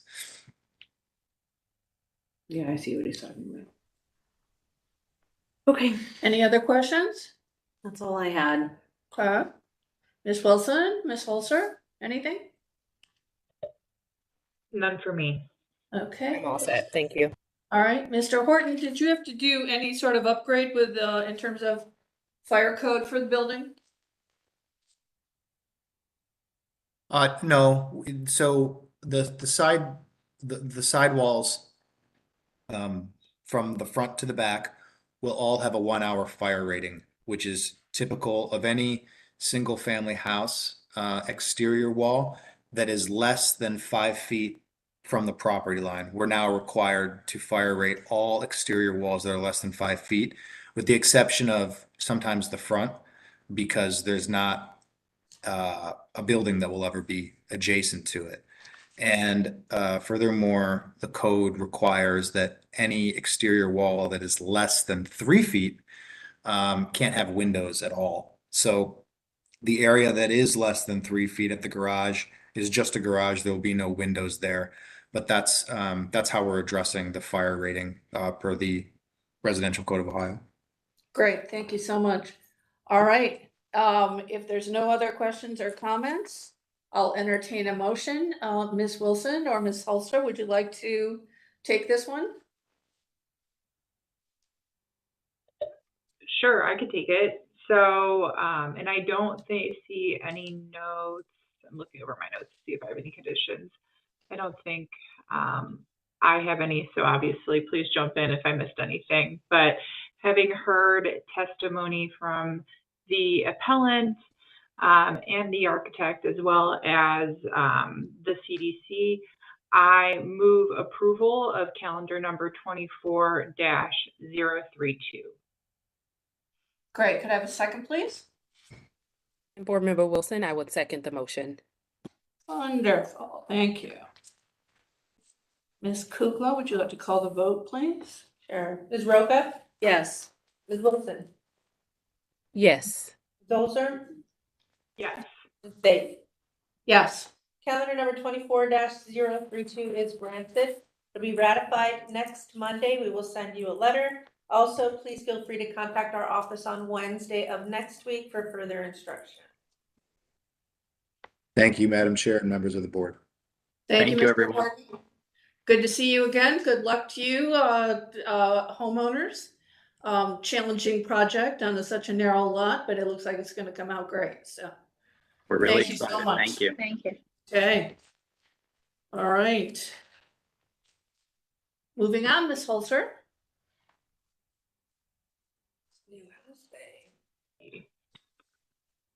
I'll wait for the PowerPoint to catch up. But it looks like our next case is going to be calendar number 24-033. Ms. Leonard is playing double duty here, so. Not a problem. All right. Our next case is calendar number 24-033. This is at 2439 Tremont Avenue. Michael Nance, owner, proposes to erect a 3.5-story, 3.5-story single-family residence with an attached garage and rooftop deck on a proposed 7,060 square foot lot in a C2 general retail business district. The owner appeals for relief from the strict application of the Cleveland Codified Ordinances as stated in the agenda and the public record, of which there are 4. And with that, I will hand it over to Ms. Wilson for the oath. Thank you, Ms. Holzer. I will swear in all who are present for this matter. Is there anyone in the room who wishes to speak in this matter? Gentlemen? No one in the room, Ms. Wilson? All right. Anyone online wishing to speak in this matter? Morning. This is Jason Rohal, architect, working with Michael Nance, the owner. Okay, thank you. And do you swear or affirm that the testimony you are about to give is the whole truth and nothing but the truth? Please raise your right hand, reply with I do, state your name, spell your name, and your address. I do. Jason Rohal, Jason, Rohal, Rohal, address 3809 Clinton Avenue, Cleveland, Ohio, 44113. Perfect, thank you. Is there anyone else wishing to speak in this matter? Yes, Michael Nance here. Okay, go ahead and swear in. Do you swear or affirm that the testimony you are about to give is the whole truth and nothing but the truth? I do. Okay, please state your name, spell your name, and your address. Michael Nance, Michael Nance, and my address is 2437 Tremont Ave. Okay, thank you. Anyone else wishing to speak in this matter? All right, hearing none, back to you, Madam Chair. Great, thank you. Ms. Kukla, history of the property, please. Thank you, Madam Chair. There's been no change in the zoning since 1929. In our Records Administration Office, we found that in 1916, a permit was issued to erect an addition to a dwelling, that the addition was noted as being a store at that time. 1920, another addition was made to the property to erect a store on site. Then, Madam Chair, I think the most pertinent information is that in 2013, a structure was demolished on the site. And that's all that I have. Year of that again, please, 2013? 2013, yes. Thank you. All right. All right, legal standard, please. Madam Chair, members of the board, appellant is requesting area variances from the minimum required distance, required rear yard, and maximum gross floor area requirements of the zoning code. To obtain the area variances, the appellant must prove that denying the request will create practical difficulty not generally shared by other land or buildings in the same district, will deprive the appellant of substantial property rights, and that granting of variances will not be contrary to the purpose and intent of the zoning code. Thank you. All right. Who's going to be the spokesperson? This is Jason Rohal, the architect. I can do so. Great, go ahead. Excellent. So in some of the materials that were submitted, we show the general massing of the project. If you wouldn't mind advancing, yep, perfect, right there. We show some of the approximate massing of the proposed structure and the surrounding structures as well. Ironically, the previous project is in kind to this, an excellent segue, a pretty tight site in the Tremont neighborhood. Similarly, we have 3 full stories with just a rooftop penthouse for the dwelling, single family dwelling on the site right here. And as Michael noted, you might have noticed that Michael, his wife, and their child live in a home on an adjacent parcel. So he owns an adjacent parcel, lives right there. They have outgrown their current dwelling. Desire to erect a new dwelling right here, staying in the neighborhood. And if you wouldn't mind advancing to the next slide, please. It'll just show the massing from another angle right here. And then if you wouldn't mind advancing again to the next slide. We've already seen some context there. Please advance again, and we can see the site plan with the proposed setbacks there. We met with the Block Club about this project. The Block Club did approve the project. The neighbors thought that the project was appropriate, and we also incorporated some revisions to the design as well at the behest of the Block Club. The front door to the dwelling was switched to the south portion of the building so as to be more visible from the street. So the home, even though it's an accessory dwelling towards the rear of the home or of the existing structure, you do have this pedestrian connection from the front of the lot to the back of the lot. You can see, you can see it's like a darker gray overhang towards the lower left-hand corner of the indicated new 3-story dwelling right there. That is where the front door, the proposed front door location is. So you can, again, you have this visual connection between the front of the lot and the rear of the lot. The smallest setback that we have is 1'6" on the northernmost side of the lot right there.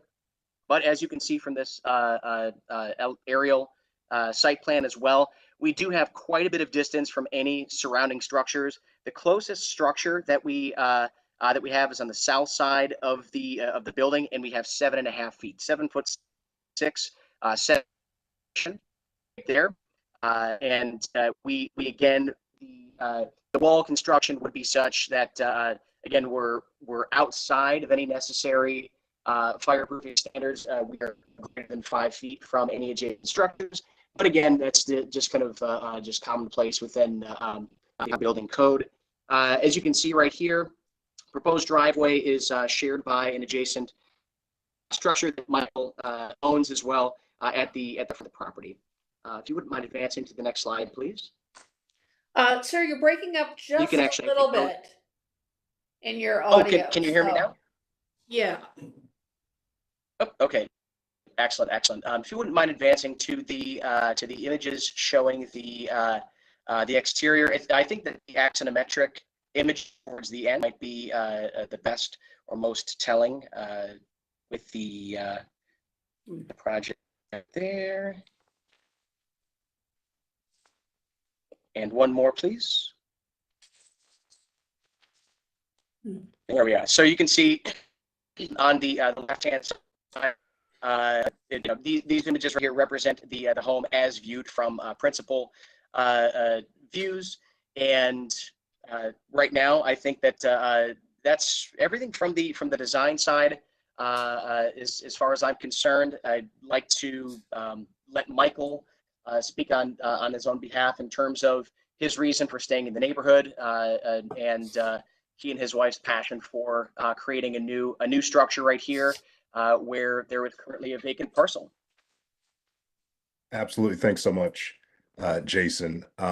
You know, I'm originally from the east side of Cleveland and left the state for law school and started my practice in law on the East Coast. My wife and I met in New York and moved back to Cleveland and acquired a house on Jefferson that is also adjacent to this property. And we just absolutely fell in love with the Tremont area. We've since acquired additional parcels adjacent to this one. We've rehabbed them over time, and we upgraded from being in a 600 square foot unit in our 4-unit building to a larger unit in a 3-family dwelling. And with the addition of our baby, who is now 6 months old, we are looking to have a house to ourselves. And so we think that with Jason's very good direction, we've been able to put together something that's very nice, that keeps us around the other properties that we own and manage, and allows us to stay within the Tremont community. So very excited about that possibility. Great. So it's my understanding you own because it's a tandem lot. You own the building at the front of the lot as well. Is that right? That's correct. Okay. And is that That's correct. And also, additionally, there is a lot consolidation that is currently underway, if not completed at the moment as well. Okay, great, super. Is that front? Ms. Roca has a question. Yeah. To follow up on Madam Chair's question, the front property, that's a rental. I think I heard you say, Mr. Nance, that is 4 units. Is that correct? That is correct. Okay, and you were previously living in one of those units? No, we lived adjacent to that structure. So if you see in the slide that I think Jason just went to, there's a gray building on the left, and to the right, there's a beige building. We live on the first floor of that beige home. Okay, I see. And so the property on this lot that is in the front, that's going to remain a rental. And do people park in that area in the back? Yes. Okay. That's all I have for right now, but I withhold to have further questions after I continue looking at these slides. Okay, sure. Well, I think moving the front door was an excellent suggestion by the community. I'm interested to know what your finishing material is for the garage door as well. Sure. Right now we have the garage door would be a painted black material, but the front door, which is going to be most visible from the street, would be a lighted wood door. Exterior materials would be a mix of stained wood plank and also hardy plank with a mix of aluminum panel and glass as well. Okay. All right. I'm just want to do, if you would do a quick check of the variances that you're asking for, make sure that we've clarified everything. Has that pad between the properties already been poured? It has not. There is a partial driveway that's there currently, but the extension that would accommodate additional off-street parking for the residents in the front, as well as access to a garage for the proposed dwelling, has not been poured yet. Okay, and why this line of questioning that I'm getting, and I'm just trying to, with respect to the first variance, I'm just trying to make sure there's enough space for Mr. Nance and his family to get in and out, and his tenants to get in and out. So if you want to testify to that. Sure. Yeah. So in terms of are you referring to the dimensions of the driveway, or Yes. like any of the? Okay. Yes. So what we ended up doing was so the garage is recessed under that dark gray overhang that says 3'6" in this image right here. So you have enough room for a vehicle to fully pull out of that, and then start to maneuver and go down the driveway. As well, the cars that would park adjacent to the structure that's located on the west or front portion of the lot would be able to back out into the area that's closer to Michael and his family's front door, and then egress out of the driveway as well. Okay, it's kind of hard to hear, but I think I get the gist. Yeah, you broke up just a little bit. Just to clarify, you want to give us the dimensions of the, that essentially they're connected, but the pad that is dedicated to what we're now going to call the primary residence, what that backing up space is, and then the dimensions of that square that's behind the rental house? Sure. The square that's behind the rental house would accommodate 2 vehicles and is approximately 24 feet wide. And the at its smallest or shortest point, if you will, if a vehicle is backing out, we have approximately 26 feet. Okay. And that would be the distance from the garage to the shortest point, and then it widens as the driveway kicks back and is angled towards the to the tenant parking. Okay, great. All right. You want to weigh in? Yep. Thank you. So city planning has reviewed this. Right now, it's 2 lots. And so the city hasn't seen anything for the subdivision of the substandard lot in the rear for the home. And so they would need to record some type of access easement with those 2 parcels for the rear lot, because you're essentially landlocking this this dwelling unit in. And so we've seen some issues with that. And then the other question from city planning was there thought given to reduce the non-conformity off the northern property line in the rear? Understandably, on the southern side here, there is more room, because I'm assuming because of the structure here. But has there been thought about how there could be a structure here at some point? And have they thought about, dropping the building a few here to make the non-conformity not so extensive on that? 18 inches between the property line and the building structure, it's rather tight. Did you mention that you were doing a lot consolidation? That is correct. So the parcel would not be landlocked. It would be consolidated with the front parcel. Okay.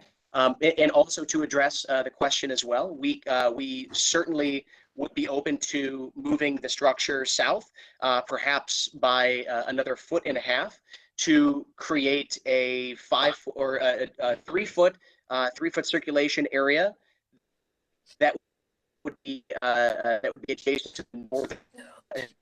You're breaking up again, sir. I'm sorry. But we would be happy to see you make that accommodation to move the building, and should we approve this, we'll include that as a condition. As well as. I didn't hear how many feet. I know to move it south. Okay. I would, If you- 1.5 feet would be proposed. In addition, so that would total, for the benefit of those that couldn't hear you. That would total 3 feet from the adjacent northern property line. Okay, did you get Sorry, that? that was kind of breaking up for me. Did he say 3 feet? Yeah. Okay. Yes, that's correct. Thank you. So I'm going to reiterate, let's do the proper looping communication here. So the appellant is stating that they are open to moving the structure south by 1.5 feet, in addition to the variance they're already seeking, for a total of 3 feet from the adjacent northern lot. Is that accurate? That is correct, yes. Okay. Okay. All right, did you get that, Ms. Wilson? I did, thank you. Awesome, great. Okay, any other further questions or comments, board? And then with respect to. Ms. Roca has another question. It's not a question, but with respect to Ms. Leonard's comment about an access easement, I believe you will still need an access easement even if the lot is consolidated, but I guess this is a question for Ms. Leonard to confirm that that is accurate. Even if the lot is consolidated, they need an access easement? No, I don't think so. Okay, so That's a I'm very very question. I don't think so either. Because if it's the same lot and the same ownership, you wouldn't need. Okay, Right. that's where I was confused. All right, so disregard, if you're consolidating, then you're good. Got it. Excellent. Thank you. It's just currently right now, as this application stands here at BZA, that it's currently still 2 lots. Right. I think you had mentioned that you were very close to concluding that lot consolidation. Is that correct? That is correct, yes. Okay, all right. So, you'll want to move that along, so we can Or do get. we have to make that a condition? I don't think we need to make that a condition. Do you I feel think like the we problem need- becomes is if you give them the variance. And they don't get the They don't end up finishing the consolidation process. And they don't Right. get an access easement, then Okay, we have so- a landlocked property. All right, so since it's not concluded, we just had a little sidebar here, so we're going to include a condition that that is completed. So once you complete that lot consolidation, you'll need to submit that along with new plans for the moving of the building that 1.5 feet to the south. Understood. Thank you. Okay, great. Anything else? All right, Ms. Wilson, you haven't done a motion today. Would you like to do one? I'm happy to do one, and I am definitely open to a friendly amendment if that becomes necessary. All But Madam right. Chair, move to approve this calendar number 24-033 based on the testimony that we've heard today. And we would condition that upon the lot consolidation being completed, as well as moving the structure 1.5 feet to the south. And submission of those documents, the construction documents and the legal documents to support that. Okay, and also submitting the proper documents supporting each of the consolidation and the movement of the building. Great, thank you so much. Could I have a second, please? Madam Chair, Board Member Roca, I second. Thank you, Ms. Roca. Ms. Kukla? Ms. Holzer, Yes. Ms. Roca, Yes. Ms. Wilson, Yes. Ms. Bates. Yes. Calendar number 24-033 is granted conditionally. We will hold ratification of this variance until we receive a copy of the new site plan as well as documentation of the lot consolidation being completed. And once we receive that, the board will ratify it the following Monday and send you a letter. Please contact our office if you have any other questions. Excellent. Thank you very much. Thank you so you. much. Thank you. And congratulations, a little delayed on the addition to your family, Mr. Nance, and taking such an active participation in the neighborhood. Thank you very much. All right, moving on, Ms. Holzer. Our next case is calendar number 24-034. This is at 1840 West 47th Street. Sean McIver and Sarah Filippic, and I apologize if I butcher anyone's names, owners propose to construct an addition in a B1 two-family residential district. The owners appeal for relief from the strict application of the Cleveland Codified Ordinances as stated in the agenda and the public record, of which there is one. And with that, I will hand it over to Ms. Wilson for the oath. Thank you, Ms. Holzer. I will swear in all who are present for this matter. Looks like I'm not seeing anyone in the room. Is that right, Madam Chair? Still no, I have two gentlemen who are waiting here patiently for their cases. All right. Anyone online wishing to speak in this matter? Yes, hi, this is Sarah Filippic.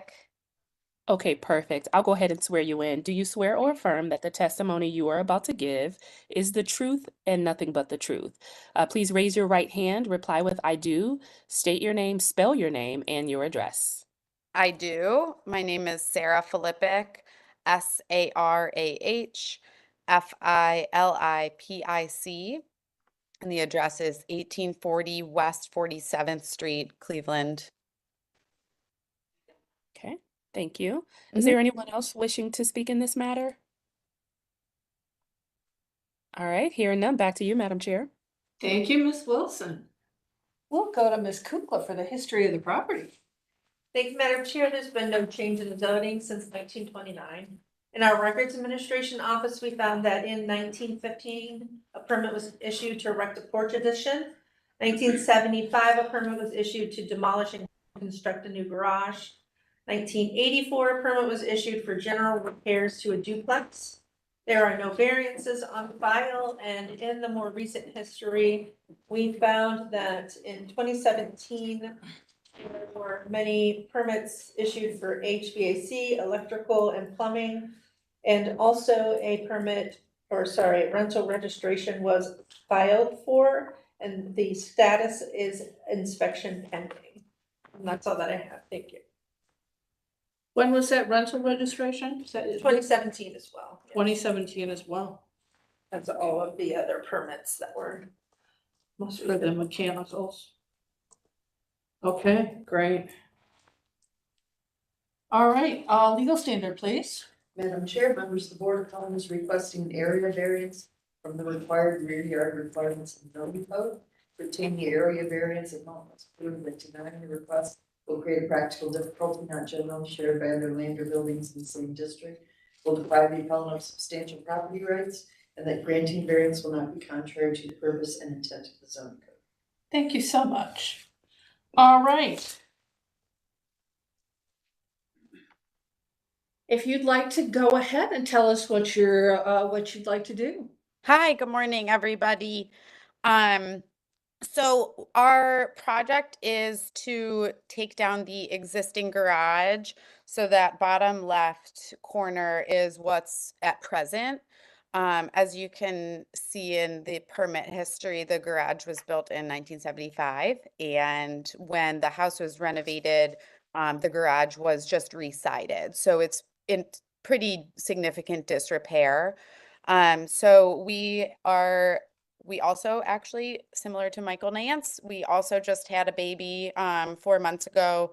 It's our second, so we're looking to stay in the neighborhood and use the opportunity to redo our garage to also build between the garage and the home in order to create a bit more space for our growing family and be able to stay in the neighborhood. So this is what's up there on the slide right now is the proposed sketch. So as you can see, the garage placement does not move from where it is at present.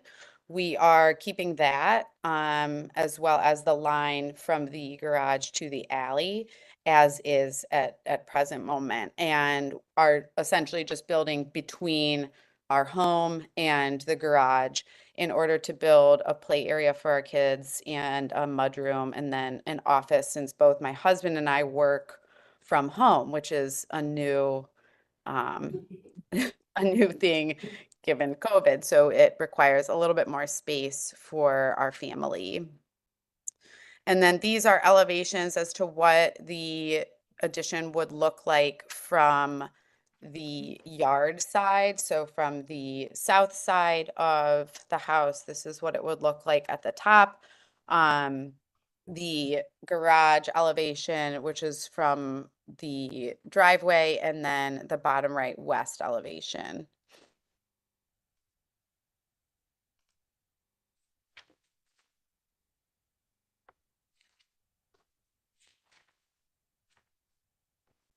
Okay, great.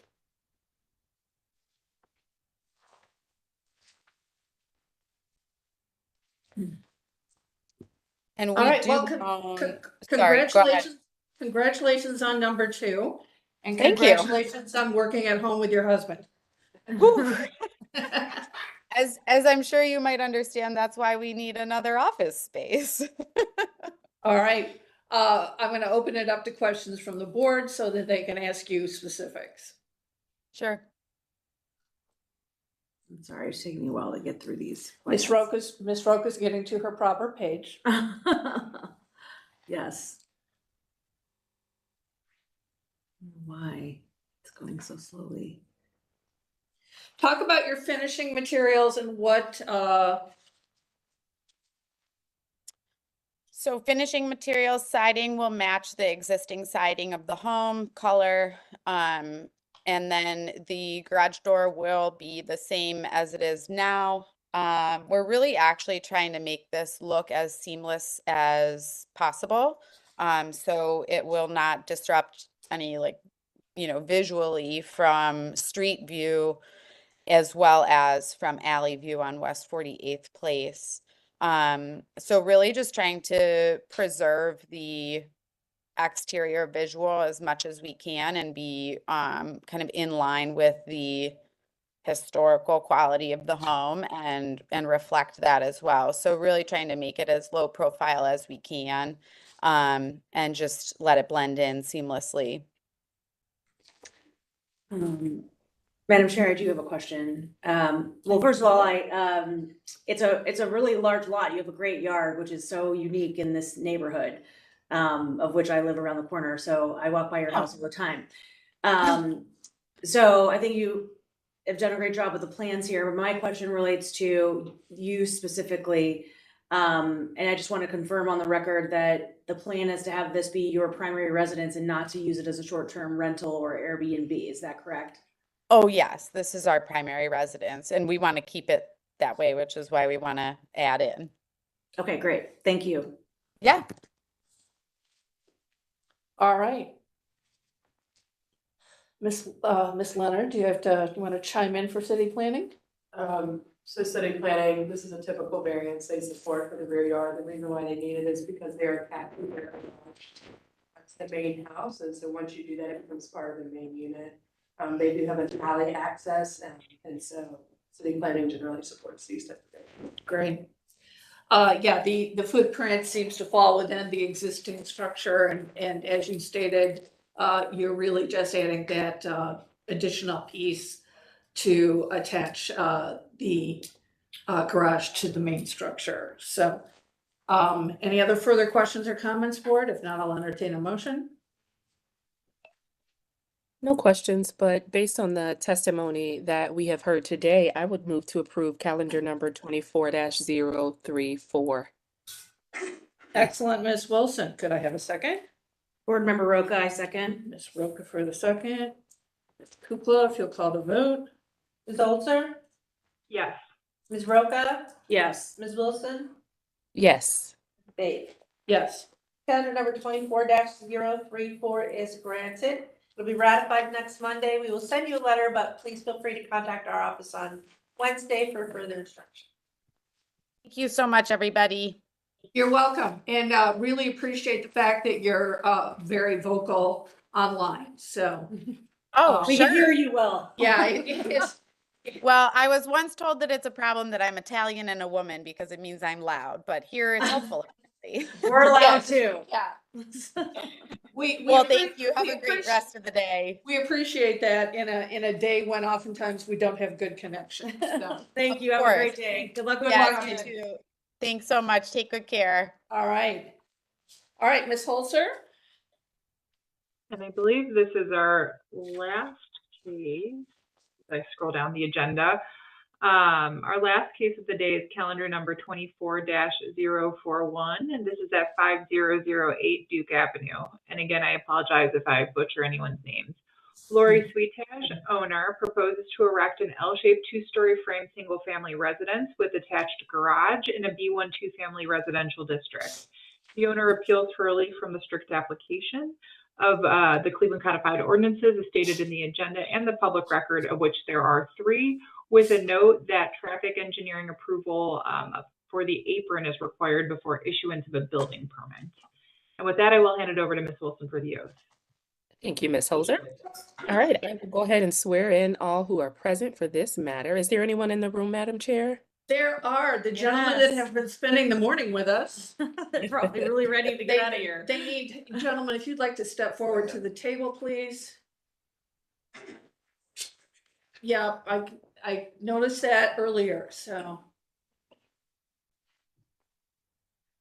All right, they have made their way to the table and we're ready to go ahead and do the oath. Perfect. Do you swear or affirm that the testimony you are about to give is the whole truth and nothing but the truth? Please raise your right hand, reply with I do, state your name, spell your name, and your address. Okay. I'm going to ask you to just speak a little closer to the microphone so you don't. You do. Timothy McCormick, MCCOR, MICK. I'm the co-owner of the property. I think he said his wife is on the phone too. Yeah, okay. We're gonna try and be sensitive. Are you just? Hi, this is the wife. Okay, we're gonna be sensitive to his voice because he's really having a hard time. Sir? Matthew Lyon, Matthew, Lyon, Lyon. I own 3 contiguous properties on West 50th from 1925 to 1933.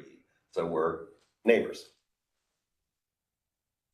All right, and I do. awesome, thank you. Perfect. And is there anyone online wishing to speak in this matter? Hi, this is his wife, Lori Sweetie. I might speak, I might not. And can you spell your last name, please? Yes, it's Switajay.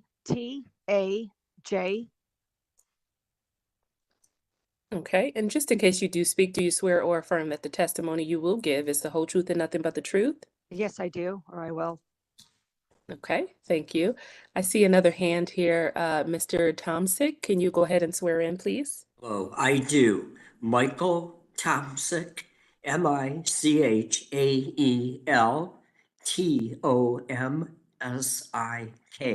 I am their architect.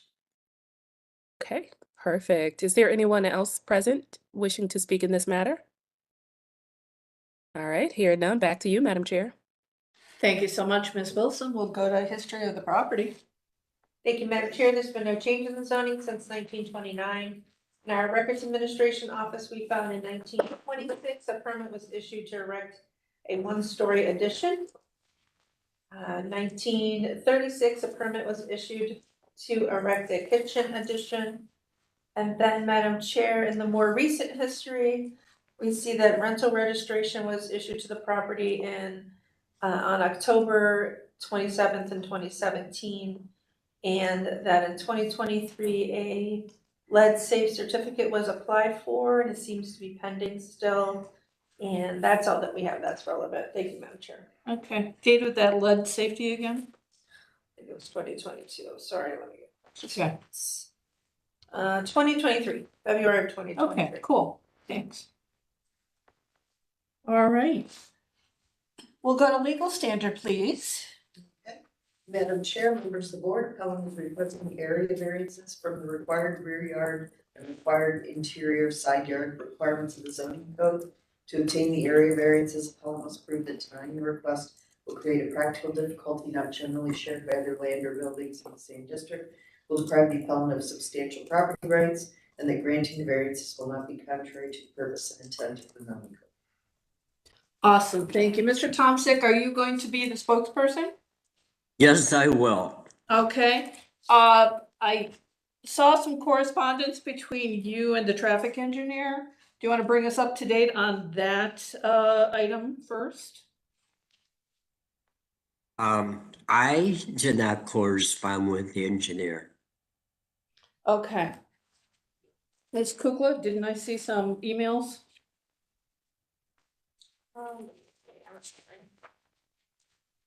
I have one in my file here. Okay, I do see that one here. I think they were just sending documents over.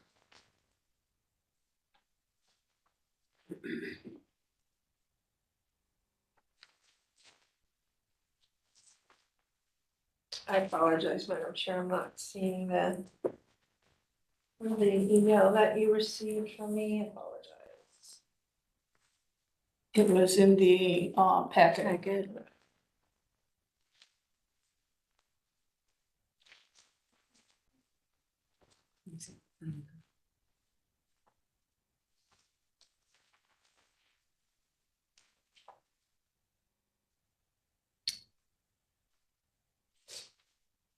Let's do this email.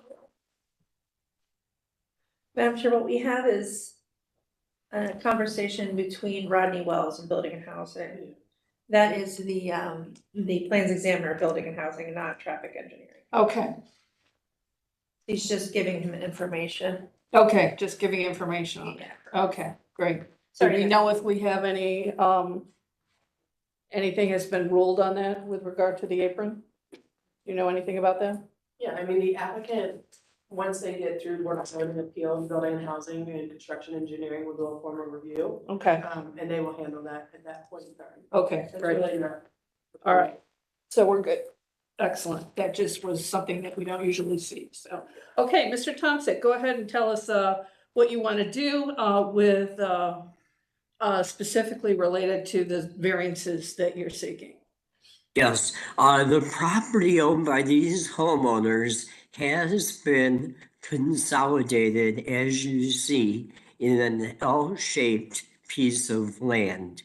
They wish to have an attached garage and a first floor bedroom.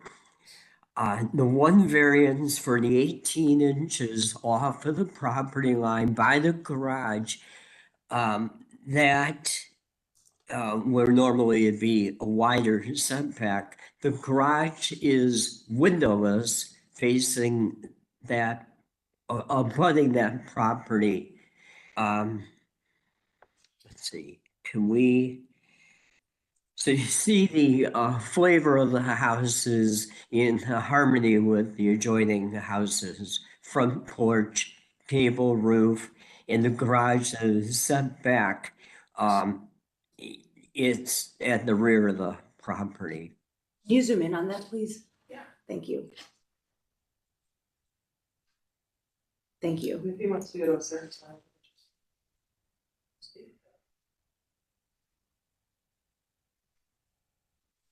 Mr. Thompson, what's the height of the garage at the peak?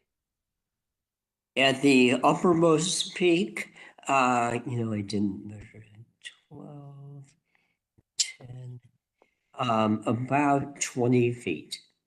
Okay. No, I'm sorry. No, it's more like 18 feet. Yeah, okay. I was just, you had your roof line at 22, and I was just trying to mentally calculate that, so I'd say 18 feet. Okay, go ahead, sir. There is a request for another variance for the rear yard, if we're able to look at the site plan. And that would be the first slide.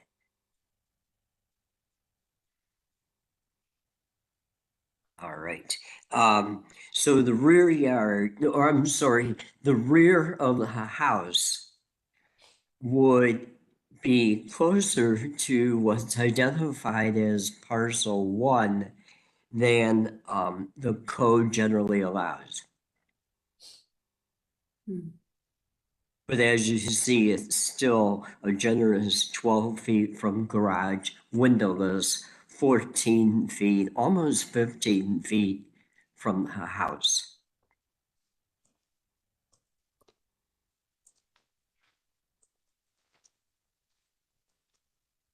And all the land to the right is a garden space where Mrs. Sweet Tie maintains a landscaped garden area.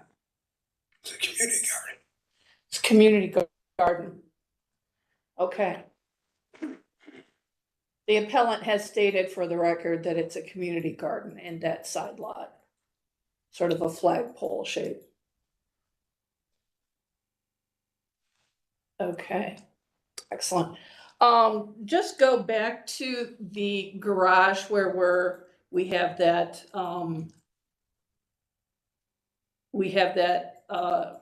18 inches. Yes. Can we zoom in on that? Just take, what is adjacent to that on the adjoining lots? See, I believe there is a garage. Let's see. Yeah, okay, there is a fence and then a garage. Oh, yeah, that helps to have that view. Yeah. And then that neighbor's garage is set back from the property line. Okay.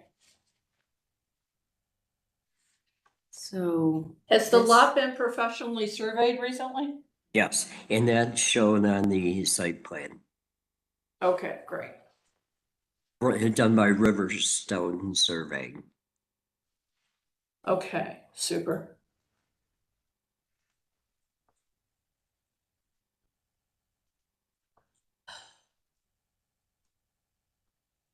Okay, Mrs. Sweetie, do you have anything to add?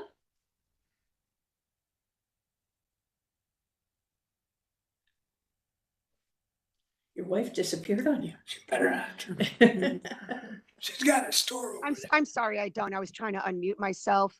The Okay. property, the only other thing I have to add is the property right next door on the corner of 50th and Duke. That is my property as well. Can you indicate where that is in relation to this view that we're looking at? Yeah, it's just right next door. It's tangent to it, so the neighbor Right does there. not object. Okay, so you own So that as well. which way, is that north, West. west? This property Oh, correct, south. Oh, the west, yes, yes, yes. It's west. on Duke. there. She also owns 50th and Duke. Okay. So is it like a little red house? Yeah. Okay. Just trying to, yeah, it's a weird shaped lot. Yeah. Oddly shaped lot. Okay, there we go. Helpful. Thank you. All right. And so the apron will be added to the Duke. Duke, right. Yes. Okay. Okay. All right. Is there anything you want to try and add? Okay, good. All right, I'm gonna go to you, sir. Go ahead and make statement. I've been at my property for 22 years now. Judge McCormick and Ms. Sweetage, have been owners of adjacent properties for numbers of years. They've been great neighbors. We have a great relationship. The house is a perfect fit for the neighborhood. I couldn't be more in support of this project. We want more houses in the city. It's been a deadlock for quite some time. I'm excited to have them as neighbors. Okay, Thank you. Can you for that. clarify where your property is again? Yes, but, so I'm directly across the street. Okay. There are 3 contiguous properties from 1925. It's a double lot, 25, 27. Then there's, we have a garden lot at 31 and another house that we own at 33 that someday awaits a rehab. Got it. Yes. Okay, great. Okay, thank you. All righty. All right, Mr. Tomsick, Yes. talk about the, are we making any further additions? Are we trying to achieve aging in place? Any other comments? Well, if I may say, the first floor plan does have a first floor main suite, which does allow for aging in place. Okay. All right. Okay, great. Any other questions or comments, board? Ms. Roca? No, it's odd because I'm looking at the Google aerial view from August 22. It looks like an apron was there, Yeah, but was not used. not or used at not- some point. So you're just gonna actually just make that a full apron again? Yeah. Yes. Yeah. Yes, sir. Yeah. And then the house to the rear of, like, behind where the apron's gonna be, that little tiny gray or something house, have you spoken with those neighbors? That's the one that came down. Oh, it came down. Okay, great. Better. Okay, All right. All right. Ms. Leonard, would you like to chime in? No, city planning recommends approval of the variance of traditional variances that most people seek. This is an odd flag, non-traditional flag shaped lot because it does have 2 access points off of Duke and the other side street, West 50th, I believe. But in terms of the garage, it's within 18 inches of the property line and on the opposite parcel. I believe, did you say that it came down? That little garage came house, down? yeah. Mm-hmm. Okay, so yeah, so in that case, there's not really an issue there. Is there an apron on the West 50th part of the parcel? It's not, I just am curious. Where the front of the house is Yeah, going to be. where is there an apron that goes into like where the community garden lot is? 50th Street. Yeah, 50th. on 50th. You don't know, okay. I don't think that there is. Okay. All right, I was just curious, just if you're Yeah, using I'm not that sure. as a community garden, just if there was access to get in there with for anything, so. It looks like there was an apron on. There 50th. was a driveway at some point think and there everything was taken out for the garden. Okay. So the garden must start here. What's the date of the Google map? This is 2022. All right, So. all right, Years ago. all right, not crucial. All right, any other further questions or comments? If not, I'll entertain a motion. I'm assuming on the house that they have it 18 inches off the western property line to stay as far away from the garden. Is that why it's 6 feet off the eastern property line? Similar to the last case, I wonder if they could shift Mr. it. Thompson, Yeah. if you could just testify to that. Well, the reason for the 6 feet is that is a desired width that Mr. Wells always asks for at least 6 feet from one of the setbacks of a house.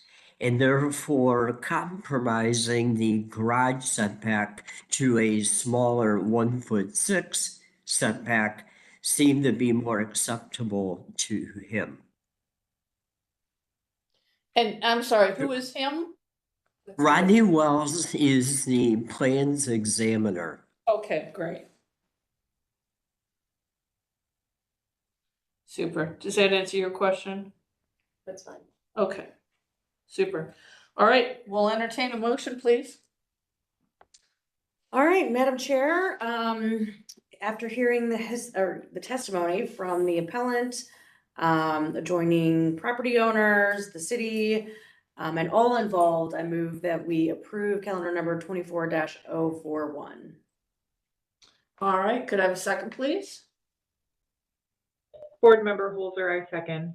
Thank you, Ms. Holzer. Ms. Kukla, if you'll call the vote. Sure. Wilson, Yes. Holzer, Yes. Roca, Yes. Faith. Yes. Calendar number 24-041 is granted. It'll be ratified next Monday and we will send the appellant a letter. Please feel free to contact our office on next Wednesday for further instructions. Thanks for sitting with us. Thank you for your time. I hope you found it Thank you. enlightening. It really was. Everyone always says that. Yeah, they think it's gonna be so boring, but it's actually not. No, we learned something. Yeah. It's always interesting. Yeah, some more than others. That's true. The last 2 weeks attest to that. All right, All we'll right. see you soon for the next one. Good luck, feel better.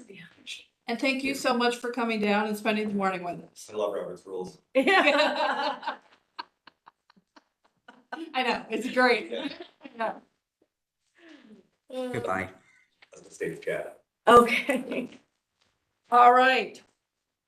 Moving on to old business, we have number 4, number 5, number 6, number 7, and number 8 without objection, board. Without objection. Without objection. Without objection. Lovely. All right. Anything else, Ms. Kukul? Nothing more. We are sending you Harvest for Hunger cards. I believe That it is has, included in the notebook. Yes. Yes, and what is this? So if you'd like to donate, we do have the option of having it taken out of your check, or you can help us by giving cash, or it's up to you. It's your choice. It's not a requirement, of course. All right. There is, just to read the card off, there is, For those watching the YouTube, yes, which is probably one person. right. There is the payroll contribution, the one-time payroll contribution, and then you also can do your own by check cash. Yeah, it's a fundraiser that the administration Yeah. does every year to raise money for Harvest for Hunger. And And you also the mayor's holiday basket does for, around Christmas time. There's a collection of food, and of course money as well. And your name and your division are also noted on the card with your employee number. Great. Again, there's no requirement to participate.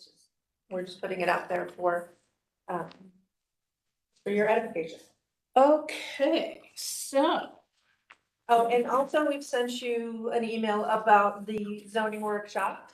I believe most of you have responded to that, and we'll be getting the registration completed very soon. Right, I think everyone present has responded, is that correct? Did you respond? Yeah, unfortunately, I would love to attend. Oh, that's but your I can't. NBC.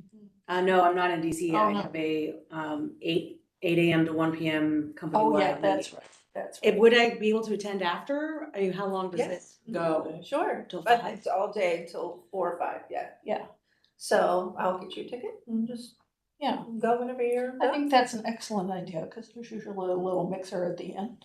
Okay. And the Well, yeah. afternoon sessions, there's breakout sessions in the afternoon. It's a Friday.